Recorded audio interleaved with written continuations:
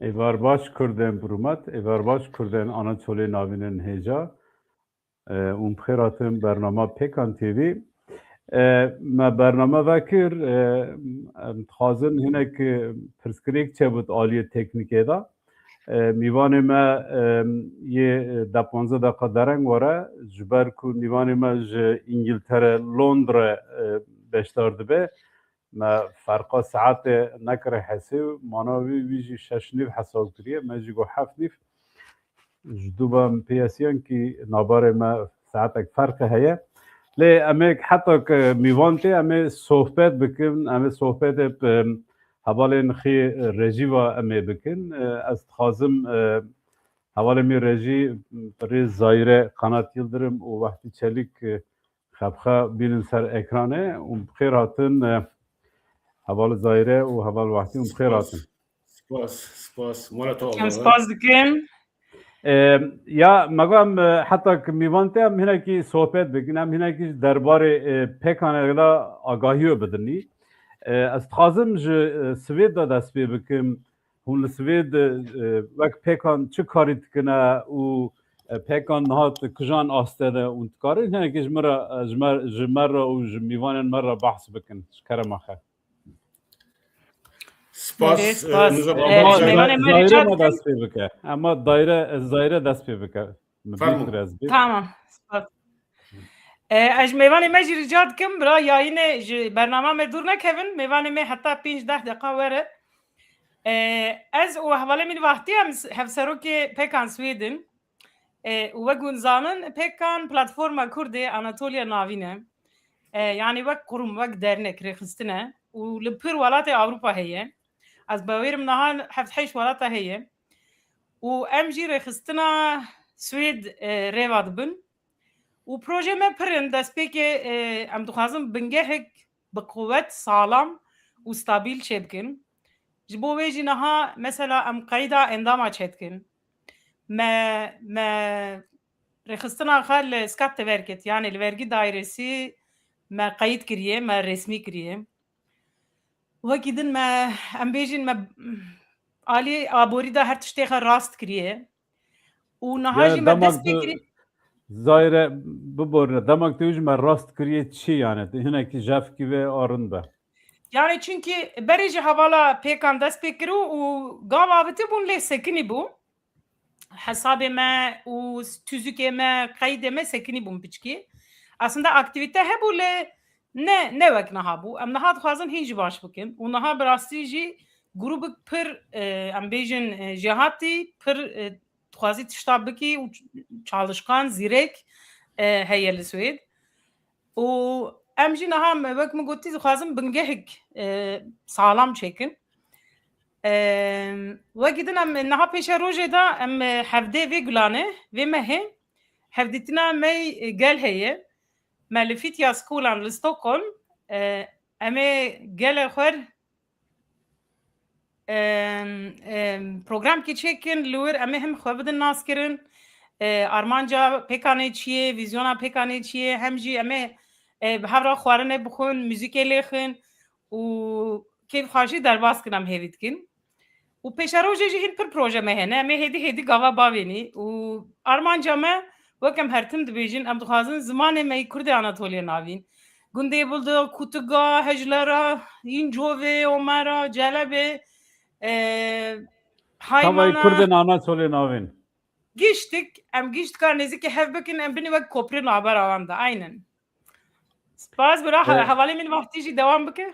Erê ez wehtî jî hevserokê Pêkan Swêd e wehtî tu jî zûvak pêkanê tişopînî û taqîb dikî dema ku tu îro li Pêkan Swêd meze dikî wisa pir pêş de çû va şeş saleke tiştê ku Zahîre behs nekirî bîr kirî an jî nûnê ziman tu dikarî ewka xwe gor xwe ew bikî şîrove bikî.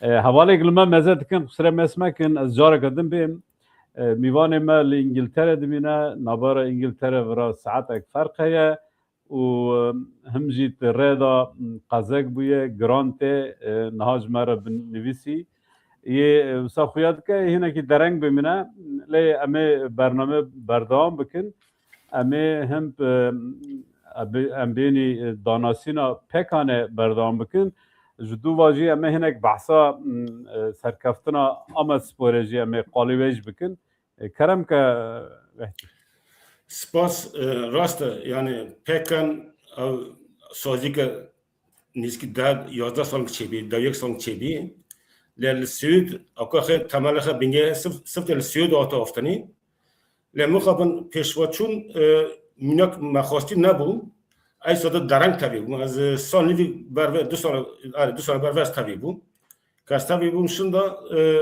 موادید ما وقتا ما شوا سفت چکری 2 سال بر ما شف چکری لور موادی که eğer insanlar telefon kitip insanlar tekli çeki bir kara şave me ara ki me sarf sosyal medya sar vaqtin nave ama tabxaj legari tajir telefon kır tabir gut az xazm motor tavmavi to navi ama yek kem tavni yani sen yoksan bir eksiyiz var gut av insana babseri tüyüne kendi sorunu hissediyor xaza kara tabi ve bir şekilde şavama per başta bosu ka şavama başta bosu şuva eden insan ama dikkat kışan god gerek vertiştiye ki amji tabi veya ki bugünü tabi naberede ma avka xaçekir ma kongre xaçekir le kongre avvalek hatta na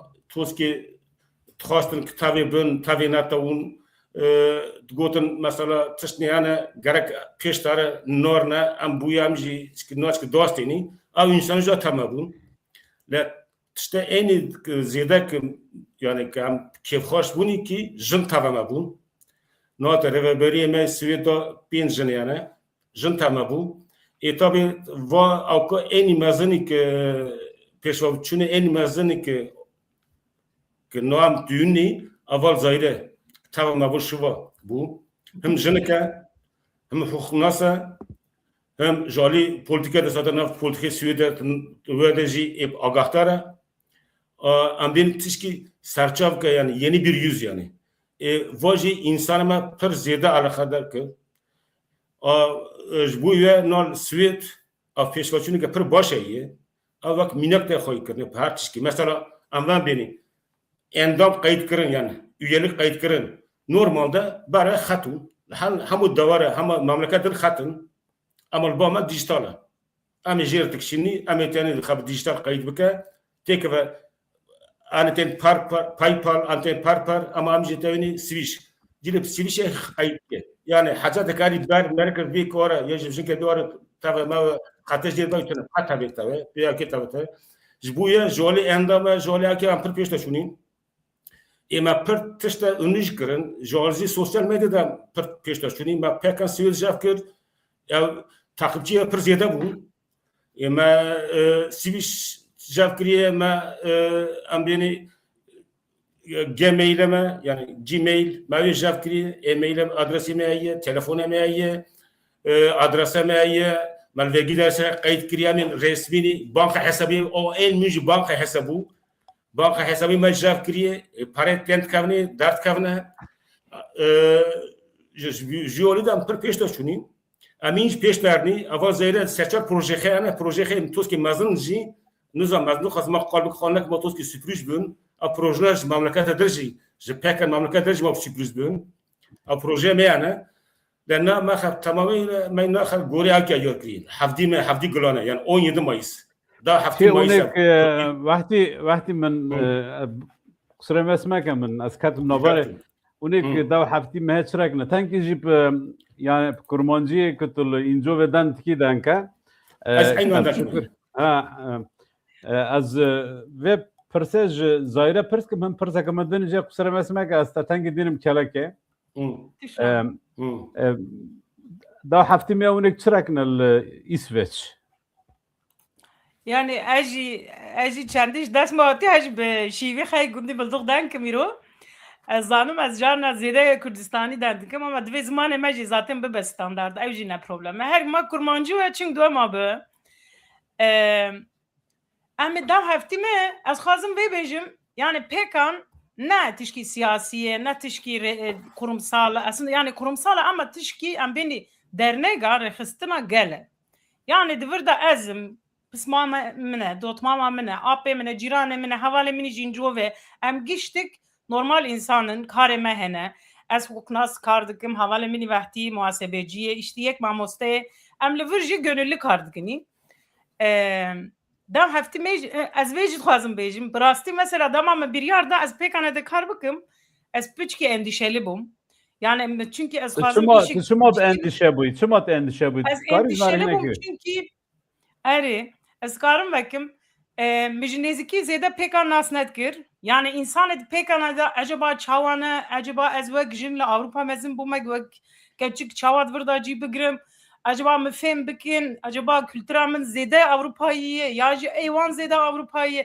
yani endişe kura hep bu ben havu بدخواست از ایش نه جدی جرنجی بکم اما از کتم ناب پکانه من حسکرنی پر مزندید براستی جی حواله من گشتک لور پر saygılına به هنرن به هفرا پر خوش ام به هفرا کار دکن ام جارنا سر تشتانی قاشاج دکن جبوکو هین باش ببه ama hem zilam hem jin hem juan hem mezin hem pir herkes li vir tekliye xwe pir xweş e min ez niha jî dibêm çi baş bû min ev biryar da ku ez ketim bûm ayla nav pêkanê da ez spas dikim li vir hevalê xwe pêkanê gîştka yek û yek û pir fikirê min jî hene yani ez her tim jî dibêm veng navê veng bi ama ev jî vê respektêra dikin yani saygiyê didinê ez spas dikim ji bo wê da hafte mayıse da hafte gülane li Stockholm naha pêkanê em bînin me îsal tu şev çenekirin şeva me festivala me li Norveç heye sî gülane sî mayıse û em ê pêşerojê li Danimarka û li Almanya jî şeva çekin me jî xwast wek rêveberiya nû yani yönetima pêkanê nû pêkan Swêd em aktivîtekê çekin em gelê xwe nas bikin em hevdê nas bikin em bahsa pêkanê bikin ew jî bahsa derdê xwe ji me bikin problem jî di civakê de hene em civaka Swêd da em bênî yên kriminalitêt dibêjin yani suççu ez nizam bi Tirkiye ew çi ye ya jî bi Kurdî yani zarok dikevin nav suça kriminal pirsgirêkên ciwana pirsgirêkên ciwana pirsgirêkê ciwana hene em bêjin ji aliyê xwandinê da pirsgirêk hene ji aliyê însanê mesela mültecî eko asîl probleme wan hene û ji vê alî da jî donanima pêkanê heye dikare rêber jî bibe alîkarî jî bibe em dixwazin godariya gelê xwe bikin însanê xwe yani em gulê însanî xenî em derdê wan bizanî em daxwaziyê wan bizanî mesela programa dixwazin em li ser çi çêkin yan jî em bênî hundirê rexistina me Swêd em kijan alî da hîn xort bibin tekiliye me belediye hene mesela niha ez bixwe jî li belediye da şaretdariyê da siyasetmenderim û em dixwazin gul wanî ew jî me nas bikin em çünkü ji bo hev henî yani dawî da em ji bo însanî xwe hene em jî însanî xwe jî dixwazin nêzîkê xwe bikin û em ê bi vê riyê jî dê sedemê jî xwarinê jî bidin îkram bikin însanî têwir û koma omara ûn bibirne min gotina te qut kir ûn şayekê çê dikin ji bo yekê Kurdên Anaçolê navîn li Swêd li Stockholm warin ba hevdi û hevdi bibînin sohbet bikin belkî imkan heve û hinek behsê proje xwe bikin vê navbera de müzik jî he müzika Kurdên Anaçolê navîn ew jî müzîka lêxin xelk dixwaze guhdarê müzîkê ve govend de bikişîne lê nîvana me dibêje heta 5 deqa ez jî li wirim ji ber wê ez dixwazim û hinekî behsa şeva ku li Oslo were çêkirin ez bêm û hir jê terne û tu jî li wir pêşkeşwaniyê bikî yani sunuculuğê bikî hinek behsa wê bikin ji ber ku nîvana heta 5 deqa were ez tanî bikim ez spas na ez bûî şeva Swêda stûskî vebin na Swêd sane neşeve yani bere civîne em civîne gel bikinî em wek wî navber zêre gotî derdi wan gulênî ew jî derdexetmere bên heqlineke bên çi jî em gerek ewa derne hemû gêjeyînî baxe ve binirxinî û çareserkerî çi teve em ê ve bikinî ama hani sözü Swedish ama puanış tekliği çekini zaten mevat kri projeye ki mevat şekerin az bağım ben fırt söz bükni yekji mevat gut vakti atını dari xarın ve xartın sonra bxaratini herkes bertuşere xarın ve xartına bxaratini kuatı dari makas nevik yani xarın piye bike piye neke falan av insanıma gi olikariye bike yapıyor şekilde başlar bastı az zanma başlar bastı av müzik jin komisyona me yek le Avrupa peken alt komisyon çekiri Sweden hem komisyonu me registreye örgütleme وقتی قصر مسمک من گوتنات بری ما بحثای اوسلو تکر بام تو درباس İsveç bu hani no az verbim az bakım no komisyonu me Sweden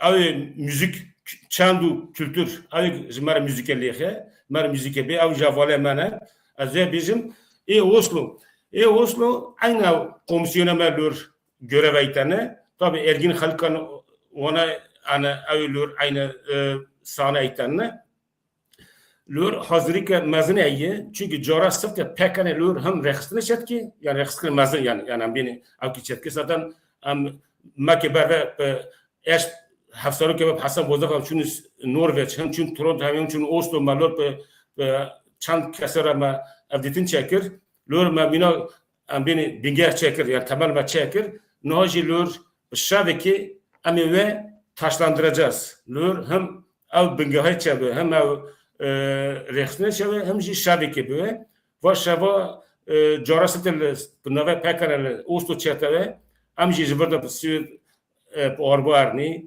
aval zaric lor satan peşvaskani bike budun tabi aval zaric biçin erhalte ve tıştacmayın rıtrbizani نعم امگی به هر بزرنی شبا من فستیوالا من سی گلانه سی مایسیه و وقت حوال وقتی جو گوتی جاره یکی من نروژ فستیوال گونگ چت که جیران منه جی نیسی که 3-4 saat باره به بلاد من جوا هات اکرانه هنرمند ما ارگین خالقانه پجوی هوزان فگینه دوان بیچنه و کما عمر جیته جی سوید از هیوید کم و باور دکم فستیوال پر خوش چه ببه و از رجات کم ایکو دکارن هر کس وارن و پشکریه بدن ما دستگه بدن ما و گیدن تشکی سر فستیوال ام بیجین اوجی yani اوجی zaten gelenek tradisyonek pekane em sale düse cara çetkin şeva zaten Armanca ma em müzik akı çand akı biginin gelekı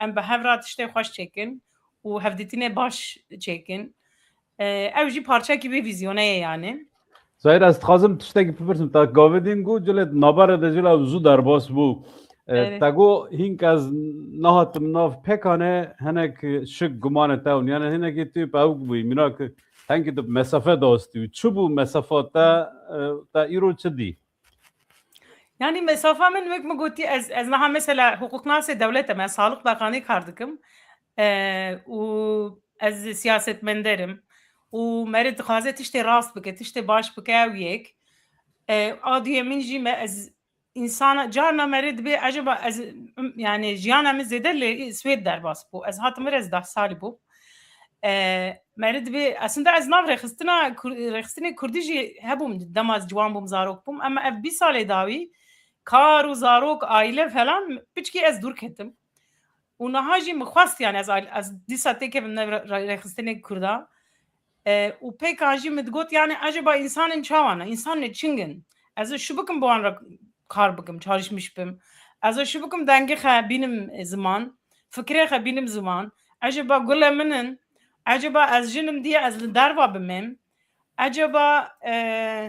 acaba kijan insanın yani çünkü pekan organizasyonuk mezine و her insan heyeti da ama براستی yani neziki sağlık ez nav pekan edam ama pekan hemer xistine pekan ijnas kirin revberiye gişti nas kiriye insanın perheja insanın donanımlı insanın hezkirina gelexe dedilevanda yani ez livir mi dit ki ez o havale Ahmet havale Vahdi havale Hasan em giştik aslında vizyon ama yeke daxwaziya me yeke û ne tişkî siyasî jî tişkî kültürel e çandiyê yani karê em dikin çandiyê em derdikevin viran bahsa gundê xwe dikin proje me li ser zimanê me ne sed pîrê me eceba pîrê me em kijan gotinê wan kijan çîrokê wan arşîv bikin ku ji zarokê me re ji generasyonê nû re jî bimîne wenda nebe çünkü dema merê mezin dibe mer piçkî sala derbas dike merê dîsa vedgerê ku merê dibe eslê min pir girîng e nasnama min pir girîng e ez ne Swêdim ez dikarim Swêd bim sosyolojîk ez dikarim li Swêd kar bikim ama ez Kurdim ez ê çawa zarokê xwe jî bikim Kurd ez ê çawa xwediyê Kurdbûna xwe derkevim ez ê çawa Kurdîtiya xwe pêşxim û ez ê çawa ji însanê xwe re alîkarî bim û pêkanê jî bi rastî yanî ev endişê min ev tirsê min giştik vala derxistin tam tersi herkes dibe zayrê tu çi difikrî tu jî veng düşünmüş tuyî tu jî vê dixwazî tu jî bê ya jî mesela wek jin hîn me derdixin pêş cana ez bêm eceba ez layiqê vê qîmetê me divê ez tiştê kar bikim baş bikim yani ji bo ji wî alî de ez pir kêfxweşim ez pir memnûnim yani însanê dikeve nav me em hemezê jê ve dikin û niha ez bixwe jî bûm parçek têkanê û ez hêvî dikim ku em ê hîn jî mezin bibin hîn jî baş bibin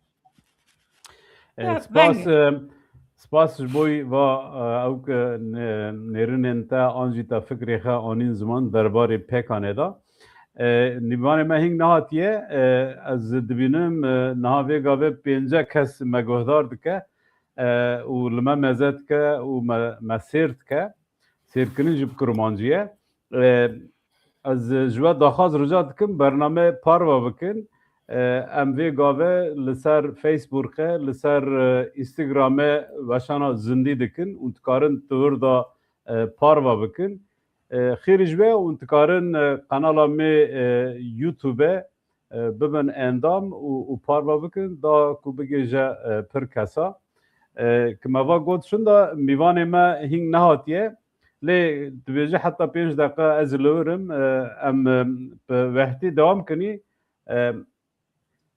wehtî tu jî tu tenkê şevereşiyê de birango çi çira tune çi ye ma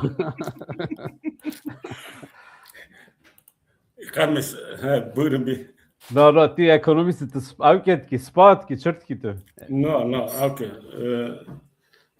kameramın yerinde ha tamam yani ez dixwazim ji te bipirsim tu zû vakt nav hem sosyal medyayê nav rêxistiniyan çend û hunera Kurdî da tu kar xebat dikî ez yani em zû vakt te şopînin te tûyînin te wek pekan çing tu dî te çing mestkir ji derva da hîn tu neketû nav yani in ez neketû nav pekan me pir zêde me nas nedikir nizam te bîrata li Swêd kongre çêbû ez jwadim kongre bana me kirûn ez davet kirim ez çûm to lor rawt ew em dixwazinî em aval wehtî jî naxekinîn ez jî çûm mektebe mixabin مو قصر ما يستر مكتب مو كارك مكر هذا سادي ساد بكم نظام تبيرات نظام نبرة ما زيدن بير وما بران هاري مو از هم مكتب هم في كوريا شنوك بكم مو يانز كدرفة دركات إمكان دركات از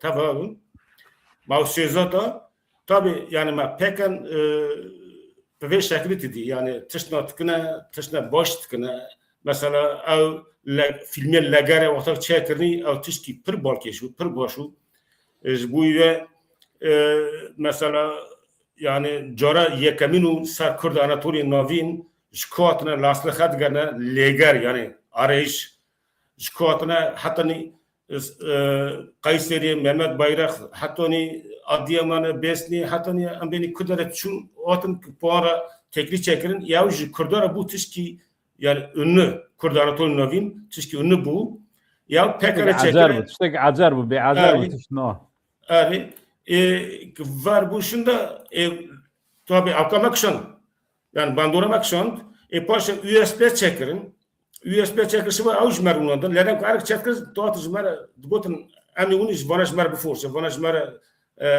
aval khagina falan yavaş yavaş ameden katin nof yam katin nof şuva yam spirj hazlotni بايجي وقتا كماتني ما انرژي خطر جدا امين هارش تدني اول زهري جوات شندا انرژي ما ابچو زياده بون proje pırın mesela am çirdikini am çı arşiv dikini kajmer be yani am dönem arşiv dikini am çandır kültürü hadi parezini mesela örnek mi mesela no malper kemeye web sayfa kemeye turda mesela ايش turda nefs karama lorana tışatımsın arşiv dikini mesela او gündeme tarihi ve diruka ve gündeme tarihi ve gündeme am nefsini mesela çan nefsandın jikak ehmer kuşandın ma vana vergen Kurdi am vana tekniği okeyme tekniği malparime mesela döpür aval bir telefon kır purtuk khe nefsandi av khe nefsandi tkazım jmara bişne te u jmara polkori bikin vana geç mertane arşiv na vay yani na memleket ki arşivi xaçxas xort bu eva xas peştare na arşivi me kurda ser diruk yani ser ambin sözlü akimo yani ser gotene ma ser nefsi namoy na bu ve herkes kime şu kadar çingoti bu şekil ketavi ama ki vaz eğer ki viz zamanı ki demek ki ana benefsan yani yazmış ki ka bakıyor av arşivan noha jmara pırp kıymet büyü ya arşivi Osmani ama şuna tekni ama gerek arşivi xapxa çekni bu ve na ما مالپاک اون چکری او جنا یاش از در وله که مکیه چکری دور دا او تشتک مت چکرنی گل لور ورشی بون جی نفشی تنه یعنی قشای تنه را او بو yani hazinek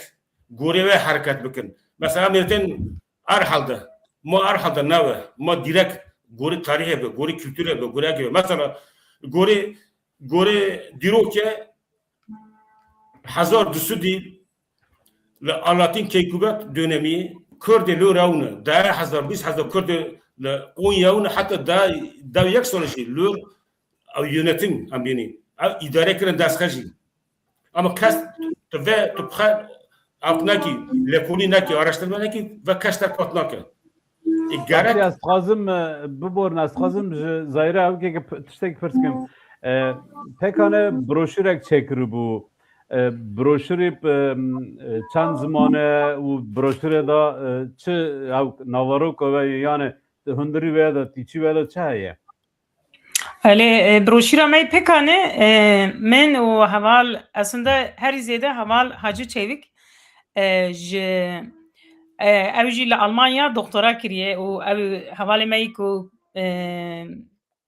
akademisyene per heja u kıymet derxisti de Kürt Anatolia ویج مرالی کاری کرد و مبهر چکر بروشیر ما هم پیچکی ویزیون ما دنیسینه هم جی افتشته حوال وقتی گوتی işte ام جروکا کلاما گوتنا گشت کا ویزیون ما وانا arşiv بکن ما ev دور kurtasi نویساندیه و ام چند ولاتا هنی ام تخوازن چی بکن و arşiv çitte çi mane lur ma نویساندیه ما بزمان انگلیزی درخستیه ما بزمان elbette bu Kürdi derxistiye بزمانه ترکی هیه بزمانه سوئدی هیه بزمانه آلمانی هیه بزمانه دانمارکی و نروژی هیه از باورم فرانسی در نخست اما امی ویجی دارخن از هیوید کمان ویجی دارخن اما ویش کاکیسو را بشینی کاکیسو ورگرنه کاکیسو ویزدن yani Fransi خیلی نجمره اوک ورگراندو بو لگر ورگراندو بو فرانسایی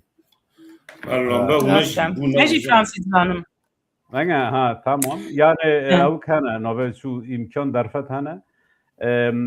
Nivan med beju avkamın kompüteram ve nove le barxada da ama devam kin. Tamam.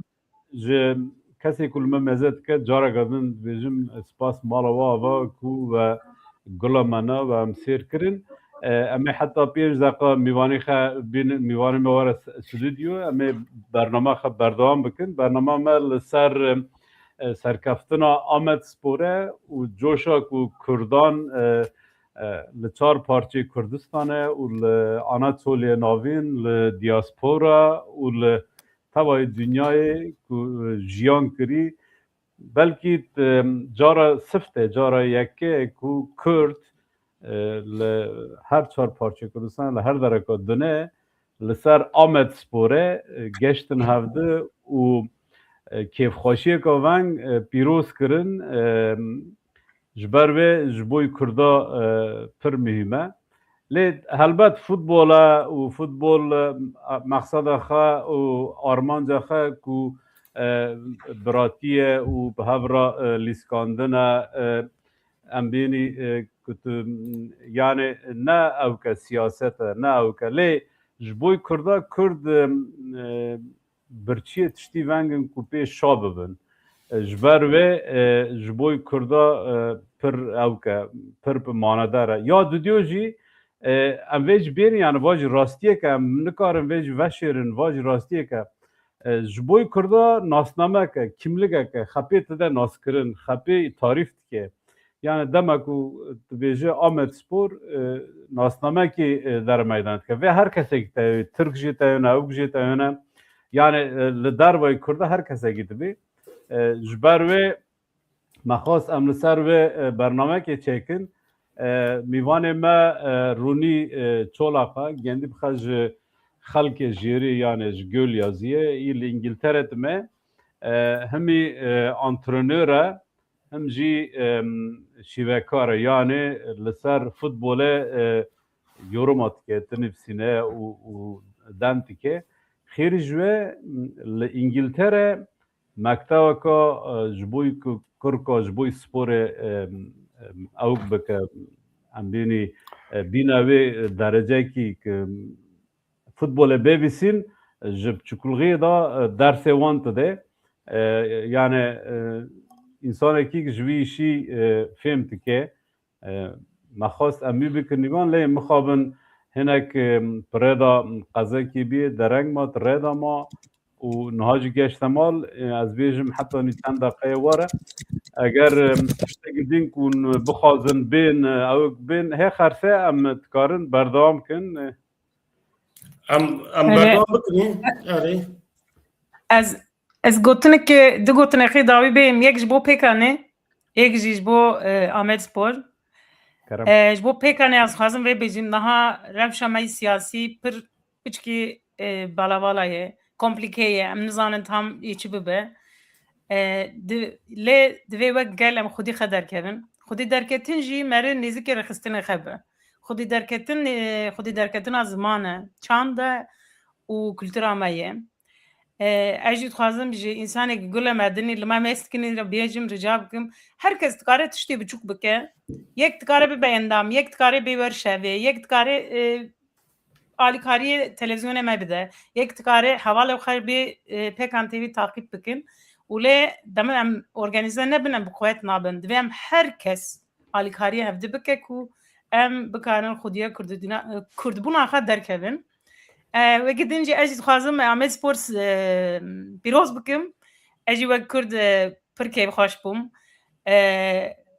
Amedspor bi înîformaya xwe bi rengê Kurda û hinek aleyê me jî di stadyumê de hebûn tabîkî piçik bû sembola me jî ez hêvî dikim ku bibe sedama barış süreci bi alîk rast dewam jî bike belkî eklama xwe yani tişkî tev li wê sürecê jî bike bî wê pêvajoyî jî bike ew qes ez jî pir kêfxweşim wan dîsa pîroz dikim spas xweş kerem ke wehtî ez jî ji bo Amedsporê erê ez pir kêfxweş bûm eval zayedê tizane ji me îkide bir tinivsan digot em pêşiyê em bereber manî falan min got dilê minî nîsa me kes lê mezekim min şuna kes lê mezekim yani rastî min pir ew kir stres kir min lê meze nekir min nexwest ez gula rodîn gula derkirim jî tenê bi xeda bandê ewkê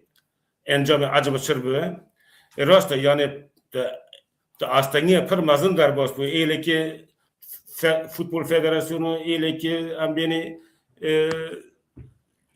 dara dineke memleketa dineke li hember ve derdketinî ki netîsma bîzden ki mesela in duhun vîdok nimandin ki ew terek kornere bikişine futbolcikî me ki ewna çin şişe avê tavin ew kê merkî dibin wa şişe avê de ne gula baran navê şişê baran da şaşte çin kornere bikişine vana gî serî Amedsporê de basbûn Amedspor bi va apna giya ku hata في مرحله ام پیروز کنی جما گور سرکفتنه که کرد لهر دوره کی روسرنگا اوواکا و جوشا پاورا پیروز کرن جبوی پکر جذبیم نا پکر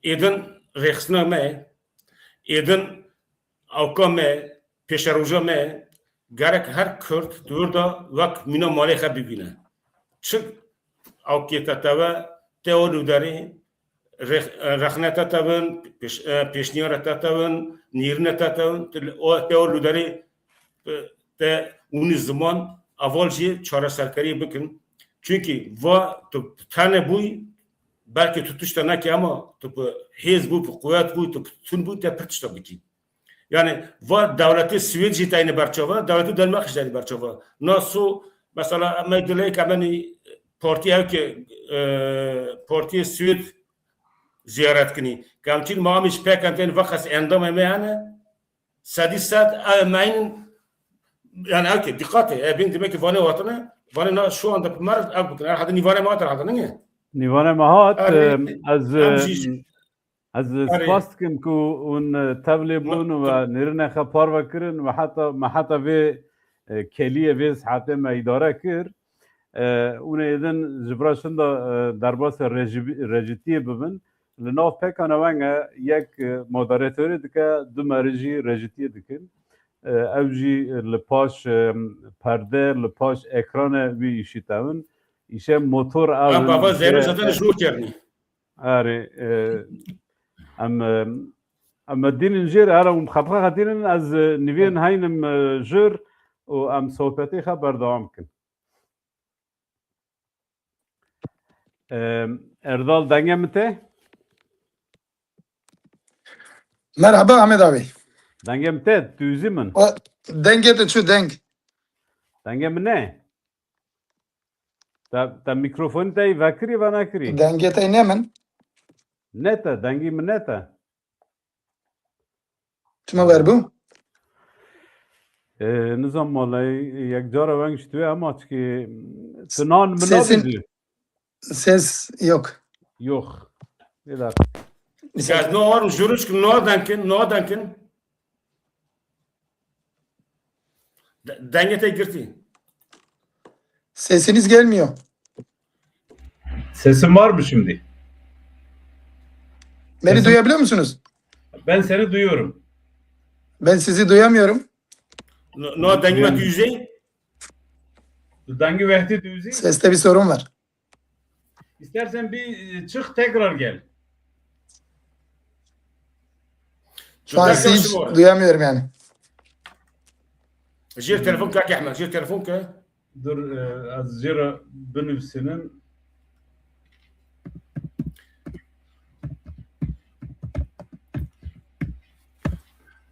اورم حتى نيفون ماتيام ديسا بعدهم بكل موسيقى برام ma verogu dar kebap şunda olarak ka darkat dangi mte دنگه تيتي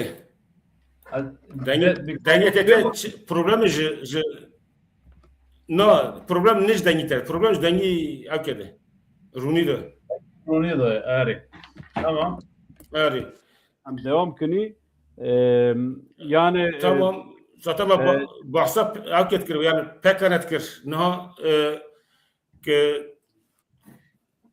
اولا ما يوقت بخرم ام خديني ناچ dostun kaz hay niga na dostum dangem te tamam Denge de te. dangem te no Are denge de ne? başa Tamam. ma haval ari Senin besme gel. Darenge katem Londra'nın trafiğe gati biraz sıkıntılı. tamam tışnova problem Denge de düse şu Ahmet abi denge de tare. dangem tına no Deng şu. vakti vara yoksa yak jua vara ma dang avuk ba Deng ha. amar çorban devam kin dangem te tamam Are denge ve tek de tabri esine. Kau kuntarın dang te brın tamam am devam kini Are. am minak az barname tekrar am berdam kini az avuk bıkım az vegarım cemta RONİ ایوار باش کردن برومت ایوار باش کردن آناتولی ناوین هیجا ایوار باش جنابان دا پیکان تیوی و گشت که سلام کن و بخیراتن برنامه پیکان تیوی خیر سلامت رونی داست از چه خطاهم تمام ایرو پینج مه گلان 2026 روزا سهشنبه یعنی روکا سالیه پیکان تیوی برنامه که دن برنامه که تایبت میوانه ویه برنامه و ایرو تایبت جبر کو امی و ایواره سرکفتنا آمدسپوره و جوشا کردان پیروز بکن و سر و صحبت بکن وقت پلاتفورما کردن آناتولی ناوین آمدسپوره پیروز دکن هیوی دکن که او سرکفتنا جبو گله کرد ببا وسیله بختواریه اما ایرو تنه بحثا سرکفتنا آمدسپوره بکن جوشا کردان بکن لی امید برهمه که دن دا بحثا سیاستا لترکیه لآلیه هیل کسان که لسر آمدسپوره زخت زوریه و پروبلمه که حتی نها هاتی چکرن امه بکن میوان ما ندا ناس کرن لی همان هات مالاوی آوابه میوان ما پیکن تیوه وی برنامه تایبت راهێنەر یعنی راهێنەر کرمانجı آنترنöre و şîrovekarê FUTBOLê RONİ ÇOLAK'a emê vegerin cem RONİ lê hendik ew min mesajê min hene ez wan jî bixwînim dihûnî çarê mehe gulanê bû di dîrokê da çarê gulanê 1937 da qetlîama Dêrsimê çêbû bû جهلا عسکری دا دولت قتلیام چکر ده انجام دا 10,000 انسان کرد جن و کرک و مر و هاتن قتل کرن کرد و روژه وقت ترتلا درسمه بناف دکن اموانا کسی اینکو جیان خدایی و ترتلا درسمه جارا قدم بیرتینن یاد دیو ایرو دستپیکا جشنکا گالریه به کردی خضر ایلیاس به ترکی خضرلز دبیجن چندا کردی و چندا آناتولیا ناوینه ده 5-6 گلن دا ده پیروز کرن کردن آناتولیا ناوین به تایبتی جی کردن می شیغلزنی هر سال لحایمانه لبحثه شهر ناوی گند جاره قدمه ازکم جبرکو از بالچه حساره لبالچه زاره لحایمانه پیروز دکن وکی روژه که پیروز هاتنا بهاره و هفدیتنا خضر ایلیاز تیزانین وکی پیکان ام ججنا خضر ایلیاسه و لطوای گالان پیروز دکن بری ام دست به مگوتیه هر وها بری که ام دست به برنامه بکن جوا و جیین که پیکان تیوی مزه دکن داخواز رجا دکن که ببین آبانه یوتیوب کانالا پیکان تیوی هر وها ام جوا رجا دکن که هون برنامه پیکان تیوی لسر فیسبوک اینستاگرامه پاروا بکن برنامه می ترکیه مخابن امی جبراشنده ورگرین ترکی ام ben iyi akşamlar değerli Pekan takipçileri. Bugünkü programımıza hoş geldiniz. Pekan TV yayın merkezinden hepinize iyi akşamlar dileriz. Bugün 5 Mayıs 2026 Salı. Bugün özel bir yayın yapacağız. Özel bir yayın diyoruz çünkü Amedspor'un Zaferi ve Kürtlerin coşkusunu kutlayacağız. Onu konuşacağız. Pekan TV'nin bu özel yayında misafirimiz futbol antrenörü ve yorumcu RONİ ÇOLAK. Bizi izleyen değerli izleyici ve takipçilerimiz de konuğumuza soru sorabilirsiniz. Fırsat buldukça onları okumaya çalışacağız.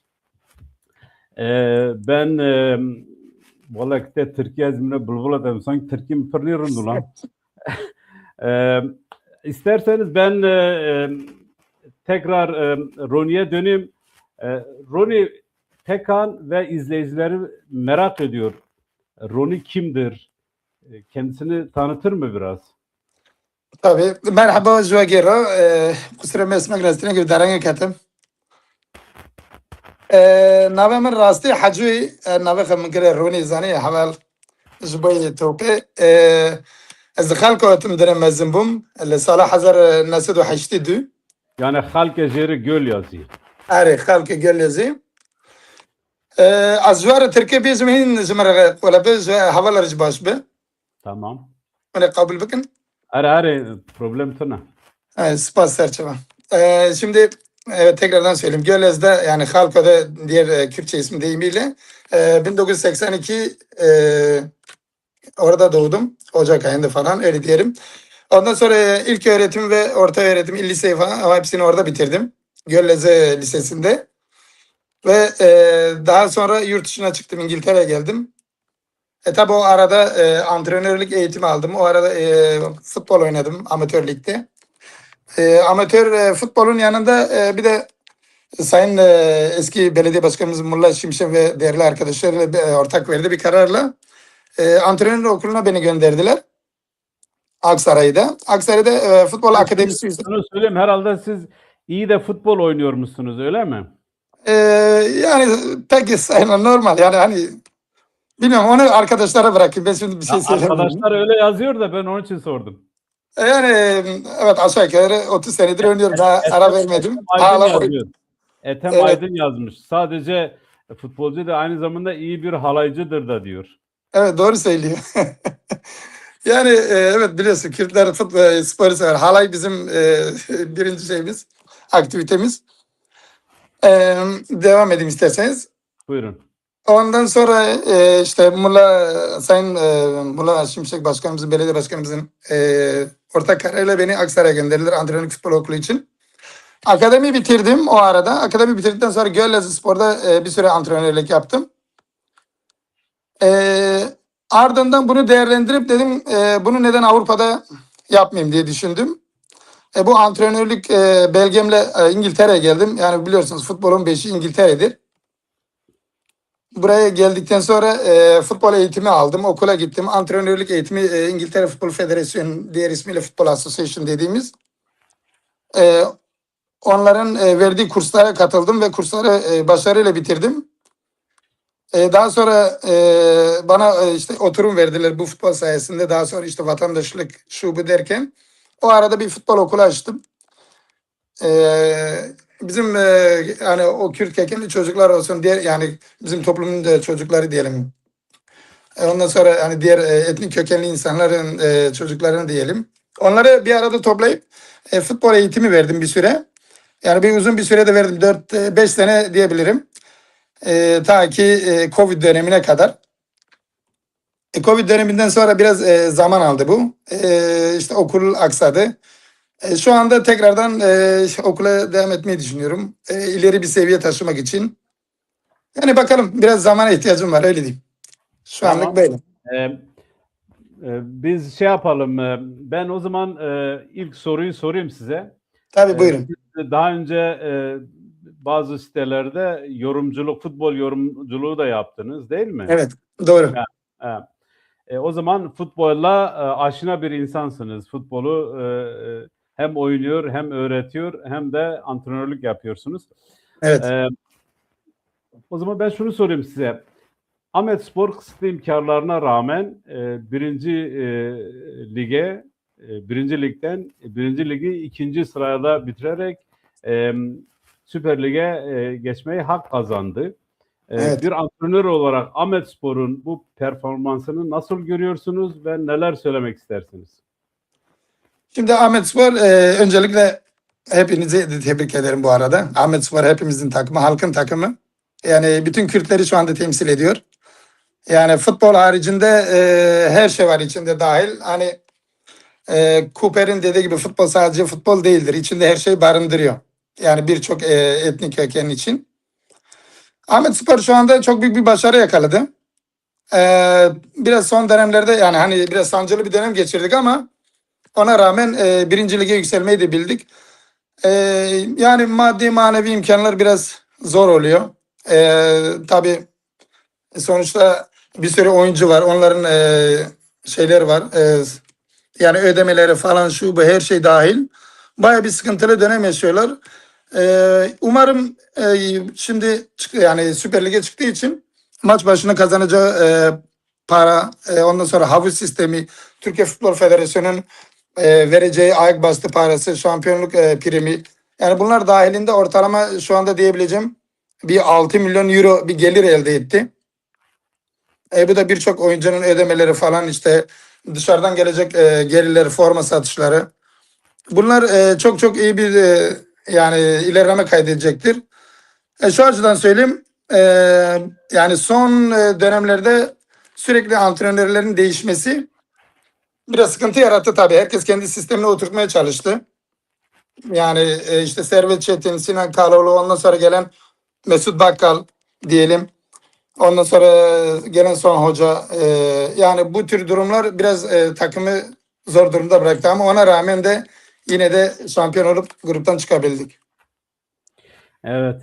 İsterseniz Zahire ikinci soruyu sorsun, biz devam edelim. Tabii. Tamam, spas Haval Ahmet. Eji dixwazim bipirsim, eji bi Tirkî devam bikim. Zahire Hanım'ın sesi gelmiyor. Pardon. Niha dengê mi te? Duyamıyorum sizi. Duymuyoruz. Size geliyor mu? Bize geliyor. Biz duyuyoruz. O zaman Dengin bir tezel. Vahdinin Arı sesi abi. geliyor. Vahdi sorsun. Biz, Tamam, Evet abi. Hala yok mu Tamam. sesim? Buyurun efendim. Zahire'nin sesini duyuyor musun RONİ? Tekrarlayabilir mi soruyu? Dedim Zahire'nin sesi Şimdi geliyor mu? geliyor Yok, mu sesim? Zahire Hanım şu anda duymuyorum, yok. Tamam. Tamam. Ben bir çıkıp gireyim o zaman. Tamam. أول نازف تربين نا وقتك من نبارك من تحسيت وجد دال كردو لإسفيش دال كرد Hayır Hanım. أو دال كرد دار بنجيل يكات لور يك إسفيش لتحسين نشت ما فهم بحث دال كرد كر غاز نخواز ما دال كرد أكشة بنجيل جنها مخيرة وباقي فوتبول olarak akışın belki yapılır ama yönetim, zihniyet bu birinciliğe uyar mı uymaz mı? Yani münabber bıkre yoksa biraz bunu profesyonelleştirecekler mi? Hakikaten münavi derket dal kurd o da birinci lige sonraki şuba çu na tamaktane. Yani zihniyet yani Amedspor o da birinci lige av zihniyet av futbolcu o yetenekler o ondan sonra ekonomik durum falan hepsi buna şu anda yakın mı değil mi yani? Sence biraz daha mı çalışmalı yoksa bu yeterli mi diyorsun? Şu an bunları yeterli değil tabii. Yani altyapıyı hazırlamak için biraz zaman istiyor. İşte altyapıya vereceği yatırımlar. Şimdi Süper Lig'e yükseldikten sonra yavaş yavaş herkes üstümüze gelecek. Yani bu bir gerçek. Orada bir ideoloji, propaganda olacak. Yani Türk halkı sürekli bize kötü davranacak. Bunu farkındayız. Yani Amedspor nereye giderse gitsin onu yani yaşayacaktır. Ama bize geldiklerinde biz onları çiçeklerle karşılıyoruz. Yani biz onlar gibi olmayacağız. Yani şu bir gerçek. Amedspor yani ne kadar iyi yönetilirse o kadar iyi bir başarı yakalayabilir. Bu da biraz yönetimin elinde olan bir şey. Şimdi yönetimin yani tutacağı oyuncular, ondan sonra yapacağı transferler, yani Süper Lig için ona hazırlıklı olması lazım. Bu da kolay değil. Çok büyük bir maddi imkan olması lazım. Yani büyük sponsorlara ihtiyaç var. Yani yönetimin işi çok zor açıkçası. Ligde kalmak için eline gelen her şeyi yapmaları lazım. Şu anda bizim oyuncular Süper Lig için yeterli değil. Yani izlediğim kadarıyla.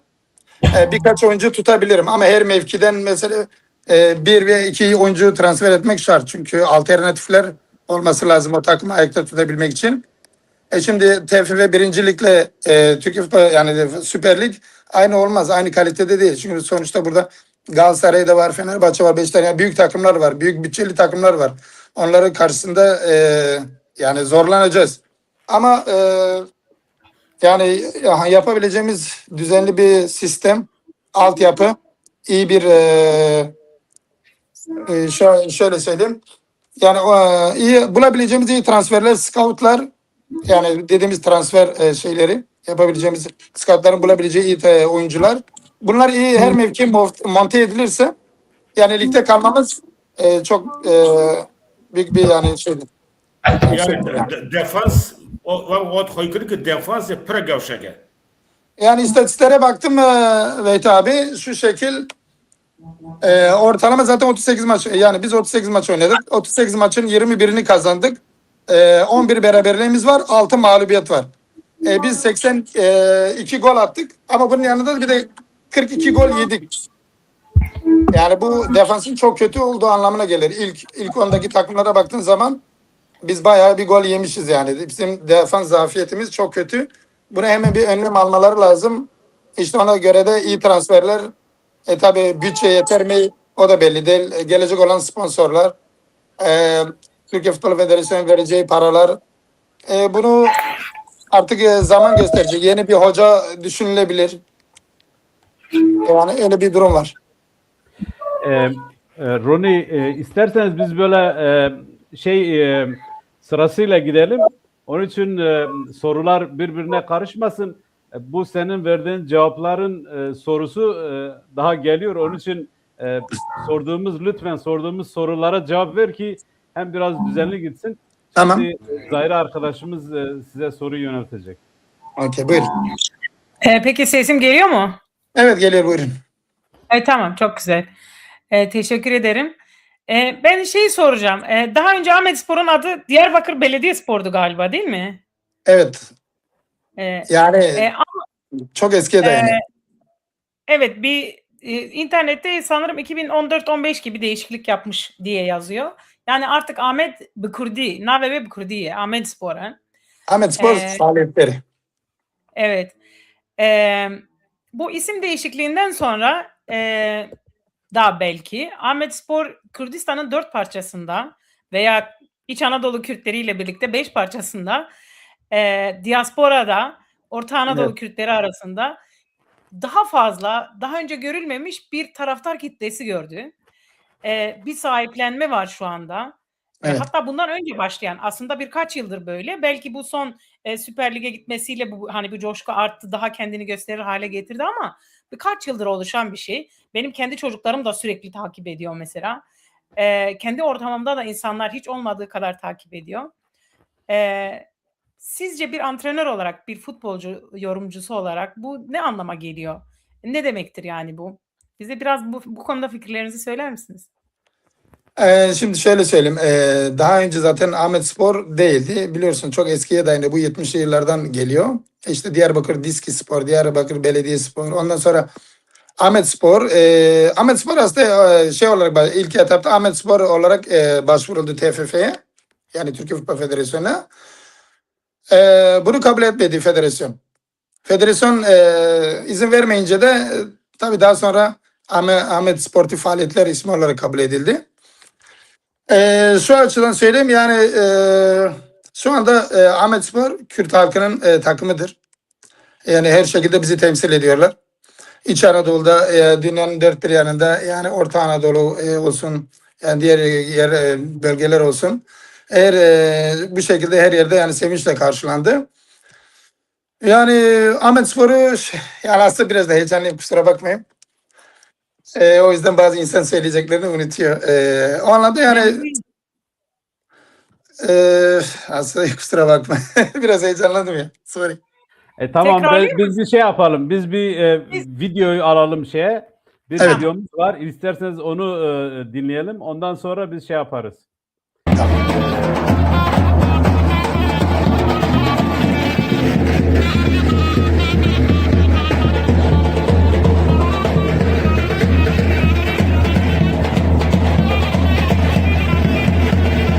Bekle.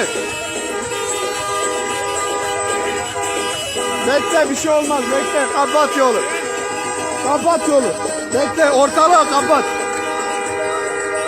Bişi kurdi Anatolian abi.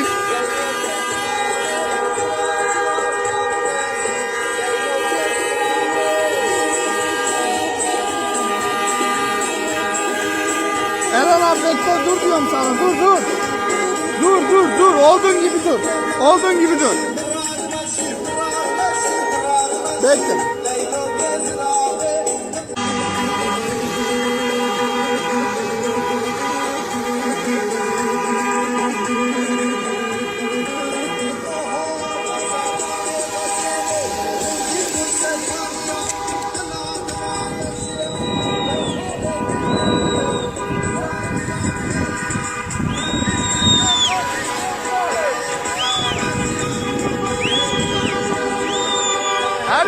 Kurdi Arap. اره ما و ویدیو سر کر و کنجی تونن هم ل اینجا و هم ل قلاکی ما گاوی دیجی گو ل توای کردن آناتولی ناوین ل نافچه ل گندا و ل باجارا جوشا که مزن پیروزباهی آمده پیروز کرن هم ل توای کردستانه و ل توای دیاسپورا هات پیروز کرن اگر رونیتی حاضر خرسه هم دوام کنی Tamam abi. İsterseniz o Zahire'nin sorduğu sorudan devam et. Soruyu bir daha tekrar alma şansın var mı? Zahire şey yapar herhalde değil mi? Tamam, bir daha soruyu alabilir miyim? Kusura bakma. Yani ben şöyle dedim ki Amedspor daha önce ismi Diyarbakır Belediyespor'du sanırım. Evet. Daha eski ismi de şey diye buldum hatta. Melik Amedspor. Evet. Aynen. 2014-15 gibi isim değişikliği yapmış. Amedspor oldu. Yani Kürtçe bir isim oldu. Bu son yıllar içerisinde de Kürdistan'ın her 4 parçasında diasporada olsun, Avrupa'da olsun, Kürdistan'ın değişik parçalarında olsun çok büyük bir kitleye sahip oldu. Daha çok daha coşkulu bir taraftarı var ama daha büyük bir taraftarı var. Yani siz bunu nasıl analiz ediyorsunuz? Nasıl görüyorsunuz? Bu konuda düşüncelerinizi sormuştum. Evet. Şimdi şöyle söyleyebilirim. Yani biliyorsunuz siyasi anlamda Kürtler her zaman ön planda olmuştur. Her zaman da mücadelemizi veriyoruz tabii. Şimdi işin içerisinde futbolda girince biraz daha farklı oluyor. Yani aslında futbol üzerinden birçok mesaj gönderebiliyoruz. Hani karşı tarafa. Şimdi dünyanın dört bir yanından Kürt halkı, Kürt insanı Amedspor'un bu başarısıyla şu anda övünüyor. O yüzden bizim için bir hani diyorlar ya halkın bir umudu diyelim. Halkın bir özgürlük umudu değil mi? Öyle düşünüyoruz. Bazen şöyle düşünüyorum. Kürt halkını ve Katalan bölgelerine hani İspanya'nın Barcelona, Katalonya dediğimiz yerine benzetiyorum bazen. Onların mücadelesi de hani bizim gibi. Tabii onlar 2010'dan sonra biraz mücadeleye geç başladılar ama hala öyle devam ediyor. Yani Kürt diasporunda vazgeçmek yok. Biz her zaman öyle devam edeceğiz. Amedspor'da şu anda bizim takımımız bizi temsil ediyor. Sonuçları bekleyeceğiz, izleyeceğiz, takip edeceğiz. Yani her zaman yanında olacağız. Her türlü desteği vereceğiz bu şekilde. Umarım istediğimiz gibi de devam eder. Öyle de gidecektir umarım. Spas. Az ve bukum az da bakın. Mesela Engin Demirel'in sonunda gütüğü Vahdi Çelik. Biz İskandinav ekolünü örnek almalıyız. Bir Miyelbi veya ya da Norveç temsilcisi Bodo'yu örnek almalıyız. Hatta takımı o ekoldan gelen ekiplere teslim etmeliyiz. Başka alternatifimiz yok. Yorumunu okursan sevinirim. Yani tışkış bu ve bir ayık avaruni.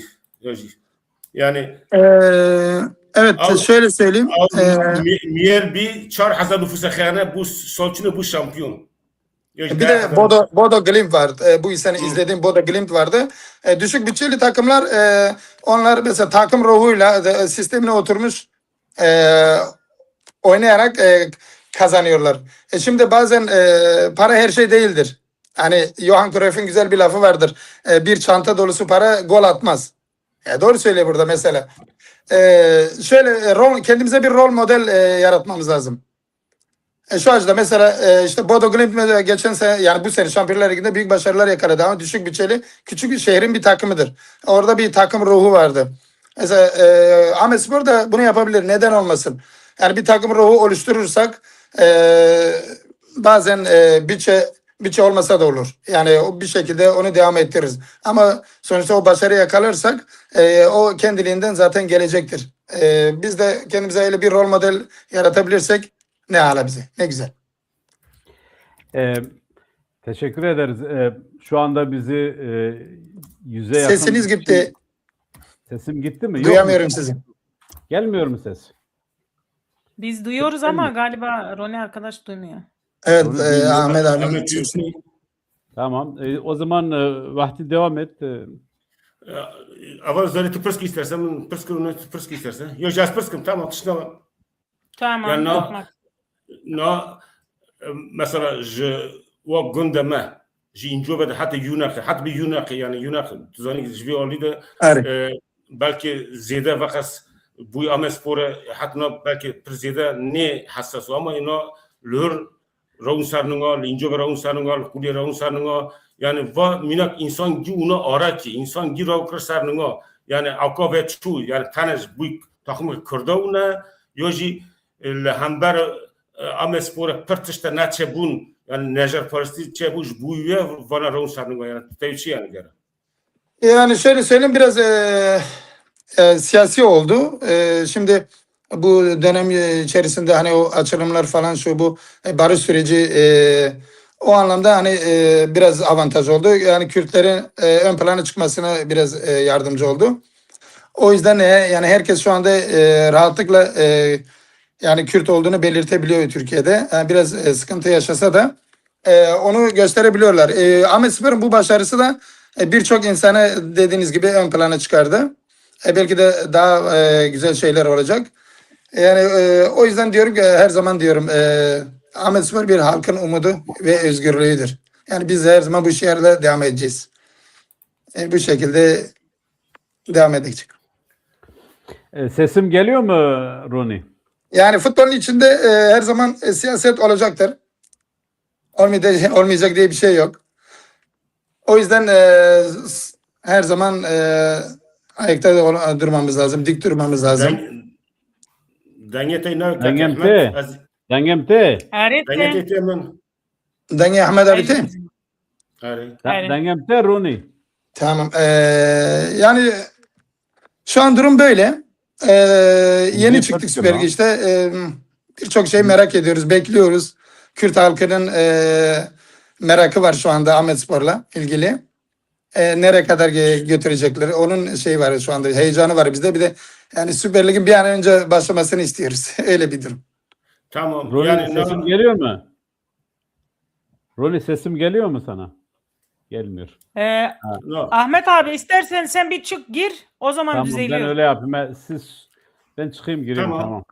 تو آواز جوری سوری تدرخ از پرس کمی ترسم. Tamam az pırskim ma piçki qala ekonomiye kır ama yani mesela daha ben kariyerle doğru sponsora yani sponsor işleri nasıl gidiyor? Bu konuda çalışmalar var mı? Bunda herhangi bir bilgin var mı bilmiyorum.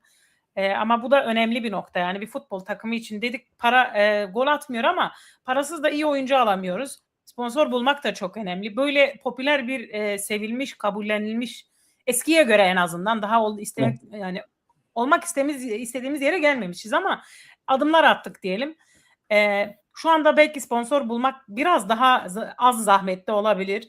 Bu konuda çalışmalar var mı? Herhangi bir bilginiz var mı? Bizimle paylaşabileceğiniz. Şu an için daha yani gelen teklif yok. Ama zaten elimizde olan 14-15 tane ana sponsorumuz var Amedspor için. Yani bu neticede bilmiyorum belki bir ay kadar herhalde zaten ön plana çıkacaktır o sponsorlar. Ama büyük maddi destek lazım tabii. Yani o da bölge halkının artık dışarıdaki Kürt bizim iş adamları buna artık el atmaları lazım tabii. Başkan Nahit Eren zaten çalışıyor. Yani bu durumla ilgileniyor kendisi. Büyük transferlerin olması lazım. O yüzden de dediğiniz gibi çok büyük bir paralar lazım. Türkiye'deki Futbol Federasyonu'nun havuz sistemi vereceği para yetmeyecek. Ama şu açıdan söyleyeyim. Maç başına kazanacağımız para, o taraftardan gelen bilet paraları artı forma satışları bu biraz olsun rahatlatacak. Ama lig uzun bir maraton. Öyle kolay geçmeyecek. Büyük sponsorlar bulmamız lazım. İnşallah bunu da Nait Başkan bunu yani altyapısını hazırlayacaktır. Yani ona inanıyorum. Biraz zamana ihtiyacımız var. Sesim var mı RONİ? Sesim var mı RONİ? Yok. Ahmet Bey sesiniz gelmiyor. Mikrofonda tamam. Bir sorun var herhalde. Herhalde bir sorun var. Siz tamam. Devam edin o zaman. Sesiniz gitti. Dengemiş ne?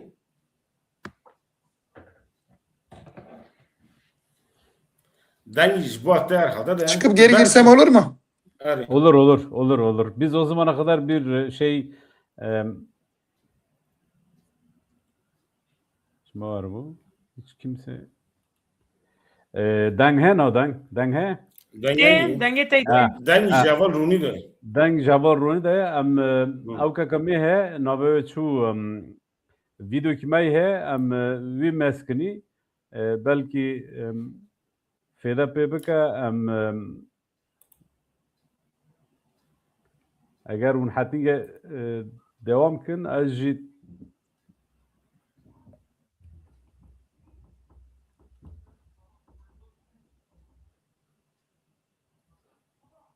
Den kenne. deng tuna سرکتنا و هر چیتا ایرو چند رو مدعات که مگو یا ربی ام سرکتن یا ربی تو او کی تو هم شامپیون کی اما عمري حتى سالا هاتم جيبوا Amedsporê بس تركي كون كاتب هاي بيجان بزار مالي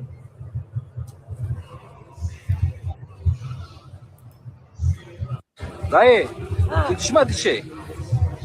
ولا غور كافيت الناس قحري مزار مالي ولا زي قمرات اياك هي Yamaya dayı. لا تركيا Na yamaya. اجوانا ترسم اصل غور كافيت الناس قحري مغوزي هرم براس نبي Ezve dayı. ايه كورتي من قرعاز ماس قحري ما تقول تعمل مالي وما تقول بابي شنو توانا بيت ما Jibota Amedsporçuya. جبوا منها سركتنا وهرتشتا إيرو شدرو مدعات كما قو يا ربي أم سركتن يا ربي تو أو كي تو هم شامبيون كي أما عمري حتى سالا هاتم جيبوا Amedsporê بس تركي كون كاتب هاي بيجان بزار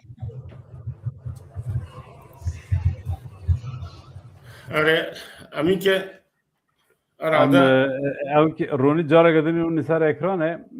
RONİ deng he. Deng evet emine. Ha.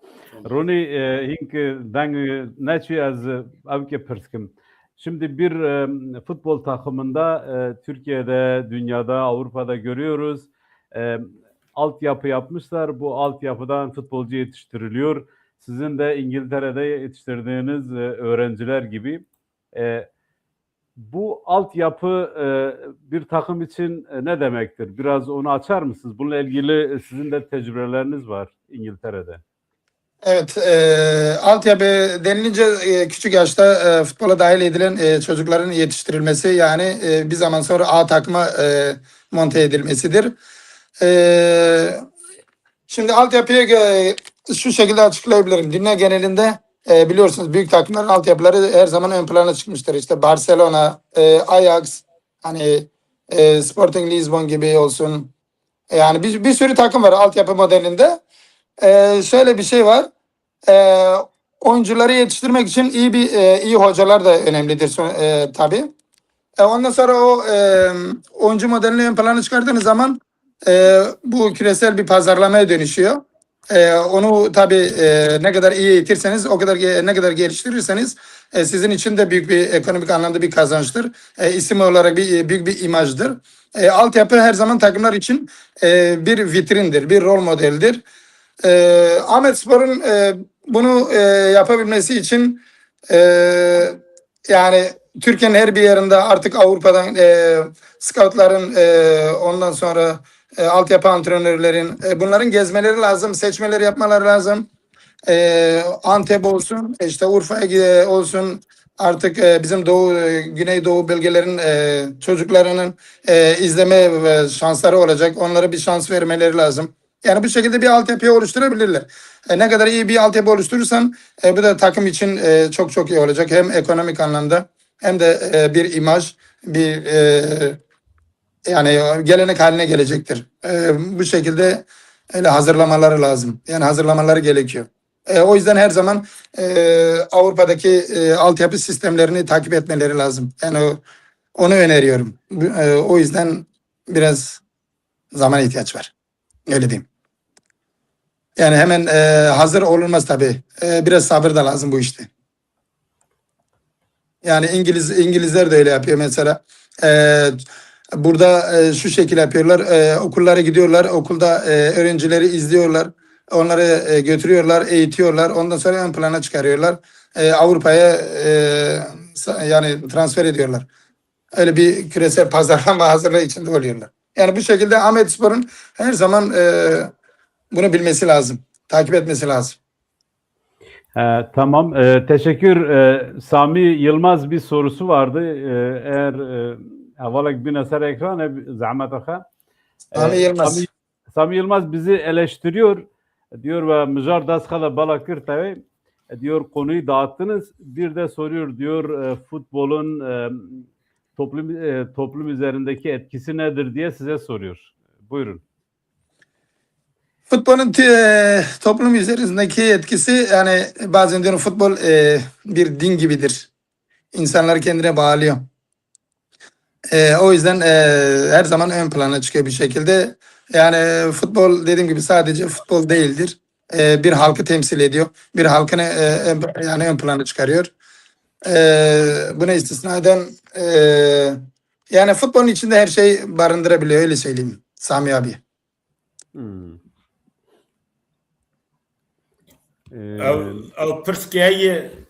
Selam herkese. Mesela şunu eklemek istiyorum bu yoruma. Pardon Babar'ın. Mesela FIFA var Avrupa'da ya da dünyada aslında. Uluslararası Futbol Federasyonu Birliği. Hani dedik ya futbolun toplum üzerinde etkisi var mı?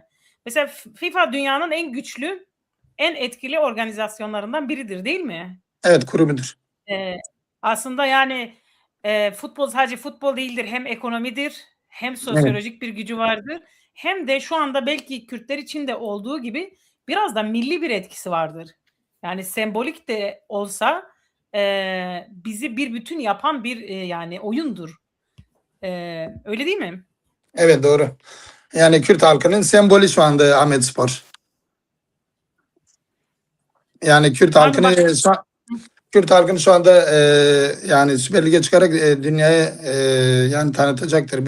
Bu da bir şeydir, imajdır. Bu da bir reklamdır. Yani Kürt halkının var olduğunu birçok ülke yani tekrardan bunu görecektir. Yani bu futbolla olacak. Zaten maçlara gelecek olan taraftarlar, ilgi, her şey dünya genelinde bunlar hepsi görülecektir. Büyük takımlarla oynayacağı zaman bu da ön plana çıkacaktır. İşte büyük takımlar dedim, Galatasaray, Fenerbahçe, Beşiktaş gibi takımlar. Evet. Bu bizim için büyük bir imajdır. Umarım daha iyi sonuçlara varacağız. Temennimiz her zaman odur. Daha yeniyiz yani. Ben bir soruyla devam edebilir miyim arkadaşlar? Hani futbolun kendisine Buyurun. Gelmişken seyircilerimiz de biraz oyunun kendisini konuşmamızı istiyor. Ben de aslında öyle futboldan çok anlayan biri değilim ama son yıllarda dediğim gibi çocuklarım ve eşim de bakıyor, çocuklarım da sürekli bakıyor. Bütün Champions League, Kurdi bir Türkiye bütün o maçlara, bütün iyi oynayanlara bakıyorlar. Birazcık mesela Amedspor'u bize anlatmak istersen, yani nasıl bir oyun tarzı ile tanımlarsınız? Hani nerede daha güçlüdür? Belirgin güçlü yönleri nelerdir takımın? Savunması ve defansı nasıldır? Bilmiyorum, orta sahada mı daha iyi yoksa ileride mi daha iyi ya da eksikleri nerede? İleriye dönük daha çok nereye odaklanmalı? Biraz oyunu ve oyuncuları bize yorumlar mısınız? Tabii size şöyle yorumlayayım. Mesela bizim şu anda gol kralımız Mbaye Cagne. 29 golle ligde gol kralı oldu. Yani bu da büyük bir başarı. Yani ofansif anlamda çok iyiyiz. Ama defansif orta alanda topu ileri taşımakta bayağı bir zorlanıyoruz. Şimdi o yüzden hocaların verdiği sistem, mesela bazen 4-3-3 sistemi oynuyor. 3-4-3 veya 4-3-2-1 sistemi, yani oyun varyasyonları içerisinde değişebiliyor. Ama şimdi biraz da hocanın verdiği taktikler çok önemlidir. Yani oyun içerisinde nasıl oynatacağını. Bu hocaya bağlı olan bir şey. Ama şu ana kadar gördüğüm son 5 maça göre çok kötü durumdayız. Hiç yani futbol içerisinde hiç alakasız işler yapıyoruz. Yani oynadık. Hani ben şunu gördüm. Takımda biraz da bir heyecan vardı. Heyecanın yanında bir de sistemde bir karışıklık vardı. Yani oyuncu ofansif anlamda ne kadar iyi olursak da defansif anlamda o kadar kötüyüz. Buna yani bunun için önlem almamız lazım. İyi defansif anlamda iyi oyuncular, sağ kanat yani sol kanat veya işte stoper olsun, ön libero olsun. Yani orta sahada bir 10 numara beyin takımı yönetecek iyi bir 10 numara bize lazım. Cagne Süper Lig için, yani Süper Lig'e daha önce tecrübesi vardı zaten. Biliyorsunuz Galatasaray'da da oynamıştı. Kasımpaşa'da da oynadı. Gol kralı gene oldu. Ama tabii eski Cagney olur mu bilemem. Bu Süper Lig biraz şeye göre çok farklıdır. Onun yanında bir tane transfer daha yapabiliriz mesela. Hocanın vereceği sistem değişebilir. Tek forvete dönebilir, çift forvete dönebilir. Yani bunları şu anda bir şey diyemem. Tabii dedim şu şekilde son oynadığımız 5 maç 4 beraberlik bir mağlubiyet. Yani çok kötü kabullenmeyecek bir skorlar onlar sonuçlar. Yani şu anda ileriye dönük artık düşünüyoruz. Bunlar hepsi geride kaldı. Yatırım alacağımız oyuncular işte bu şekilde bir hazırlık yapmamız lazım. Yani futbol konusunda konuşulacak çok şey var ama bunu biraz zamana bırakmamız lazım. Yani o başkanın ne yapabileceği, antrenörlerin alacağı oyuncular, vereceği notlar, scoutların, ondan sonra menajerlerin her şey buna dahil. Yani bu sezon başlayınca yani sezon başlamadan her şeyin hazır olması gerekiyor. O yüzden bekliyoruz. Yani oynanan oyun tatmin edici değil. Bütün Kürt halkı da bunu görüyor. Bütün futbol severler de biliyor. İzleyenler hiçbiri memnun değil. Yani bize de yakışmıyor. Amedspor çok iyi başladı. Sonlara doğru neredeyse kötü bitirecektik. Öyle bir şanssızlığımız da olacaktı. Yani Dediğiniz artık gibi zaman. biz de biraz heyecana bağlıyoruz. Evet. Umarız daha biraz açılır oyunları. Arkadaşların sorularını devam edelim. Tabii. Spas az Kurk ve bejim yani mesela futbol testke Amedspor tane ne futbol takımı ki? Amedspor naslamak ki. Amedspor bir Evet. kimliktir. Yani sadece bu futbol takımı değil bir kimliktir. Sen Galatasaray'ı tutabilirsin. Ama Galatasaray tuttuğunda Galatasaray'ın futbolcusu da yöneticisi de seni ne duyar ne de umurunda olabilir. Ama Amedspor bir kimliktir.